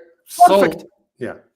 Perfect. After the Euros, suddenly everyone's like, Gakpo's our left winger now. Yeah. I'm like, wait, so you watched him do that for the Netherlands, and now it's like Gakpo's our winger, bro? What? Like, what the hell, bro? You got me. So that's why I'm saying people make errors and mistakes of judgment. The slot out thing was explained literally a day after I was on Troops' channel. I said, obviously, I'm going to back Slot until he gives me a reason not to. And I've been nothing but praising of Arne Slot. The problem is sometimes people let emotions get the best of them. And I did let emotions get the better out of me that day, and mistakes happen. This is just reality, So people can have different opinions. People can have emotional reactions. And that's the beauty of football. You're always going to have emotional reaction, like, If when we drew 2-2 to Man United, I bet you both these gentlemen right here weren't calm. Trust me, I wasn't. They were gonna break something. I have a video. They were calling me negative Nancy, and See, there you go. Then there you go. Debbie Downer and no kind of stuff. I don't even know if I even did a video that day. Oh my God, how I was living. I still haven't forgiven Trent yet. I'm sorry. I love Trent like everybody else. You can be emotional. It's okay. It's allowed, bro. It's football. Oh my God. I was still processing what he did against Everton last year. And then I was on holiday. I still to this day have not watched that game. Bro. I've only listened to guys telling me about how bad he was. Oh my goodness. That how bad we played as a team. People wanted him out. People wanted him out after that game. It was like, and the fact that it's a derby and we lost and we are in a title charge and we're like, bro, we need something. And it became a back-to-back loss. Yeah, it was a bad day. That basically tanked our season. What the Everton game? Yeah, after that it was like it's over. We got what, Bournemouth next, man. We gotta win that one, but we'll chop that up when that gets. That's going to be a difficult ass game, you know. Oh, it's going to be difficult. But I love it when Liverpool play difficult games because they are more focused. Yeah. Than when they play other games. When they're like, oh yeah, now we can beat this team. They've lost like 3 in a row. Yeah, they're coming up against a team that's not lost in 12 games in the Prem. Coming off the back of a 4-1 and a 5-0. That's crazy. Man. And I was looking, Raiola beating all the top teams as well. I swear he's got a result against all the.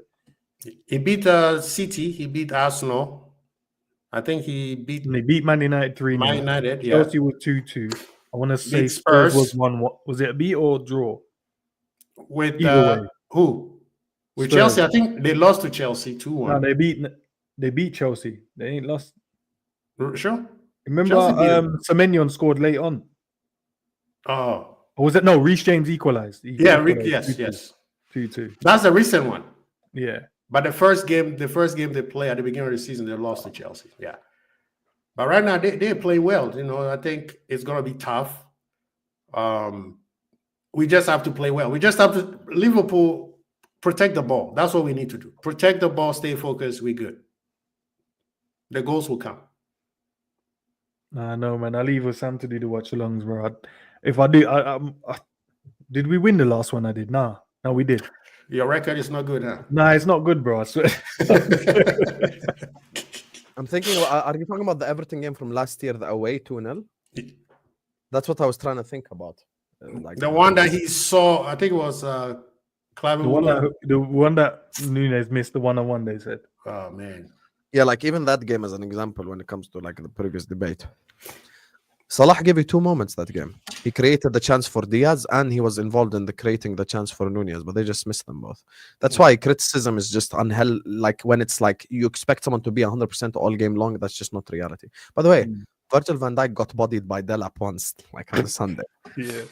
Because Delap is a tank. I don't hold it against him. I'm like, okay, Virgil had 1 bad moment, but guess what? The rest of the game he was unbelievable. So yeah, that's the thing. So for me, like, look, I've supported Liverpool for a long time. I can tell you stuff that only certified Liverpool fans have been supporting the club for a long time. Listen, I remember names like Sami Diassel, okay? He scored a goal away at West Brom, he won 2-0. I remember under Roy Hodgson, Maxi Rodriguez scored the winner 1-0 away at Bolton. You get me? Fernando Torres back heel assist. Bro, there's certain stuff like I know, listen, people don't know about Andrea Dosena in the chat. He scored 2 goals and dipped. We never heard of him ever again. Bro, how many games did he actually play? Because it felt like he was there but not there. Yeah, exactly. You get many moments I can mention, many examples. He can loop it over Van der Sar. Do you even remember when these transfers happened? Like when they left or signed? Would you take Dosena's career ends? You only scored 2 goals, but one's against Man United, one's against Madrid. Think about it. Yeah, you take them, man. You take them. And there were 2 like, club I've been supporting the club for a long time, bro. So I've seen shit players. That's why when I have someone, bro, we can all talk to rivals and tell them we have the best player in the world. So why the hell am I going to criticize every single wrong decision he does? The rivals will do that for me. It's like with the Trent thing at right back. You guys remember this if you're on social media. Every time Trent makes a mistake, trending. But when Reece James comes on, Reece James comes on, he gets sent off. Chelsea lose 4-1. Reece James is not trending. Because Reece James is not the best right back on the planet. Trent is, bro. Yeah, no, it's mad trying to fight Trent's battles, man. You used to just get cooked for no reason. Like, bro, leave the guy alone, man. Yeah. When he's outlast Reece James, Reece James is now back in it. But you watched his performance the other day against Man City. He did watch along. Apart from when Mamouche got tired, that's about it. Then you start seeing Reece James. Other than that, he was chasing shadows the whole game. Yeah. Mamouche, what do you guys think about him? Do you think we let it slide or we let it slip? Pep is gonna ruin him.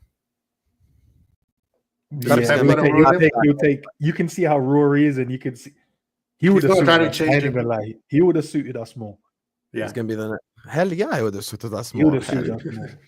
Also, he was caught offside 3 times. Him and Nunez, brothers. Let's go. They would have been perfect teammates. Both of them offside all the time. Crazy. Nah, these guys Philip Degan, that's the Swiss right back, bro. He used to play for us. I I remember Nabil Zahar. Who remembers that name? Yeah, bro. I wanted to give Nabil a game. Bro, Nabil was good. He was techie, but he was techie. He was. a techie little player, man. I didn't even know when he left. Who's the Moroccan player that we got from France? Osama As-Saidi. Osama You mean? Saidi. Herenveen. That guy can dribble but goes nowhere. compilation Sold me Dribble. dreams. I watched one compilation of As-Saidi and I was moved. Because he can Finally, we have dribble. a He got dribbler on the skill. wing. And then he came and he was like, that's Man. I don't even know what happened though, man. Some players came in and they left. It's only now we care about transfers, but before when players used to come and leave, he didn't even care. Didn't even know when they left. I couldn't tell you the day when the Sainer left. We used to read rumors on the Liverpool website itself. Yep. Oh yeah, that's true. There was the Celtic left back we consistently kept getting linked to. I think his name was like Izquierdo or something. I still remember. Oh yeah. You know, since what's the name left as a left Benitez sold a left back. We never had a good left back since Robo. Yeah, this is true. It was deep. And then we got what's the name? Moreno. Oh my god. Moreno. No, That guy, he sold me a dream, man. After that Spurs goal, I was in. He did not sell you a dream. He sold the whole fan base a dream. I said, well, we got this pacey young Spanish left back. Man, he scored that goal. I was all in, and that was it. Yeah. And then we had Koscielny. What's his name? Was it the left back, the ball headed Konchesky. Oh man. I remember one of his shots was so bad it went to the corner. His mom was fighting people in the cup as well. You remember the cross against us and he went in the top corner of Arena? Yeah, that was West Ham FA Cup final. Oh my god. His mom was fighting people in the fan. And we had Herrera as well, the Spanish. I remember all these details, bro. The Spanish right winger, Herrera. When did he even leave? The left-footed one that Gerrard had to grab up one time because he wasn't tracking. Oh, he went to Chelsea. Did he? Yeah, he went to Chelsea. I didn't even, bro. He didn't even know these. He scored against Chelsea. The following year, he went to Chelsea. I don't even know. Yeah, we have suffered. No, we have suffered. Manchester United is talking about we're going to suffer. No, you haven't suffered yet. He went to Olympiacos. Big up, Russell. Yeah, I don't even know when this guy even left the club. Aquilani as well. Gas when we got him. I went to Chelsea and then ended up in Olympiacos. Yeah. Aurelio was injury prone, man. Sheesh. I don't even think I remember last time I saw him play. You know, the referee. Remember when the referee sent off Aquilani for touching the guy in his face? He was like, was it a Champions League game? Yep. And he was running and then he was just like, he had just come off the bench too. Yeah, he literally just come off the bench. Like push the guy off kind of thing to. Wait. No, it wasn't Aquilani. It was is it Markovic? The guy we got from Porto. Is it him, Markovic? Yeah. That brother. Who was it against? I'll tell you. I can't remember the game in the actual We game. needed to win that game to qualify to the knockout It must stage. have been Markovic because now I'm thinking about it. Sounds It's like Markovic, yeah. He came off the bench and got a red card. That was the game. That was the season that Benitez benched Gerrard at Bernabeu. Yeah, that was mad. Oh, Rodgers, you mean? Rodgers, sorry, yeah. Rodgers. What was the Gruitch as well? What do you guys make of Gruitch? I wanted to give him an opportunity, man, but hey, he scored a goal against Barcelona in preseason. Unbelievable. Remember that game in that preseason? I was like, nah, this Liverpool team is this different level. The way we played against Barcelona in that preseason game. They were winning 4-0? We won 4-0. And I was like, yeah, okay, we're ready for the league. Yeah, that's the year that Salah came to Liverpool, right? I can't remember if it was that year. But we missed out on some good players. We had some shit players. Yeah, because we had Coutinho, we had Bobby, and we played against Messi and Suarez. I think Neymar was injured. You know, we have to respect Klopp, man. Could actually speak. When we got him in and started building a squad. Nah, he did great. Other than that, bro, we used to get bullied by everyone. Finished fourth, and we was just happy. We was happy with fourth and fifth. And maybe I love the fact that this stream was supposed to end like 2 hours ago, and we've kept ends so long. Yeah. And now we're talking about Dosena and Nabil Zahar and Markovic. That's how you know we need to wrap it up. This is how you know we need to wrap it up. And I'm sorry for keeping you up this late. We're talking about Markovic at 1:32 a.m. your time. That's mad. We cannot I make didn't even realize the time. I'm gonna go to my bed. But Sam, big up, man. I love for the raid as well, man. Big up to everyone that's Big up, Sam. subscribed to the channel as well, man. It's Make sure you guys subscribe, man. Come on. Yeah, please. We need more likes, man. The show, Husam brought a lot of people, and we still under 100. Come on, get us to 150, and then we get out of here. it's Sam's following, innit, man? You know when Sam has to tell them they're not gonna listen to us, bro. There you are. Here we go. Here we go. This narratives again. Here we go. It's your followers, bro. Yeah, I just told them to subscribe. All right. I'm just saying. Look, see, he told them to subscribe. Look, he subscribed. See, I told you, didn't listen. Oh yeah, to and people, please subscribe to my channel too, Kwesibo TV. I'll put everyone's channel in the title as well, so it's very even what's the name? Is it LFC Trash or whatever his name is? Who says I'm a Salah hater? He's like, I think sarcasm. Flawless is like that's flawless. Yeah, Flawless. I think he's over the evasion and that. All right, Sam Quasi, big up, man. Big up, man. Good to see you guys. Big up.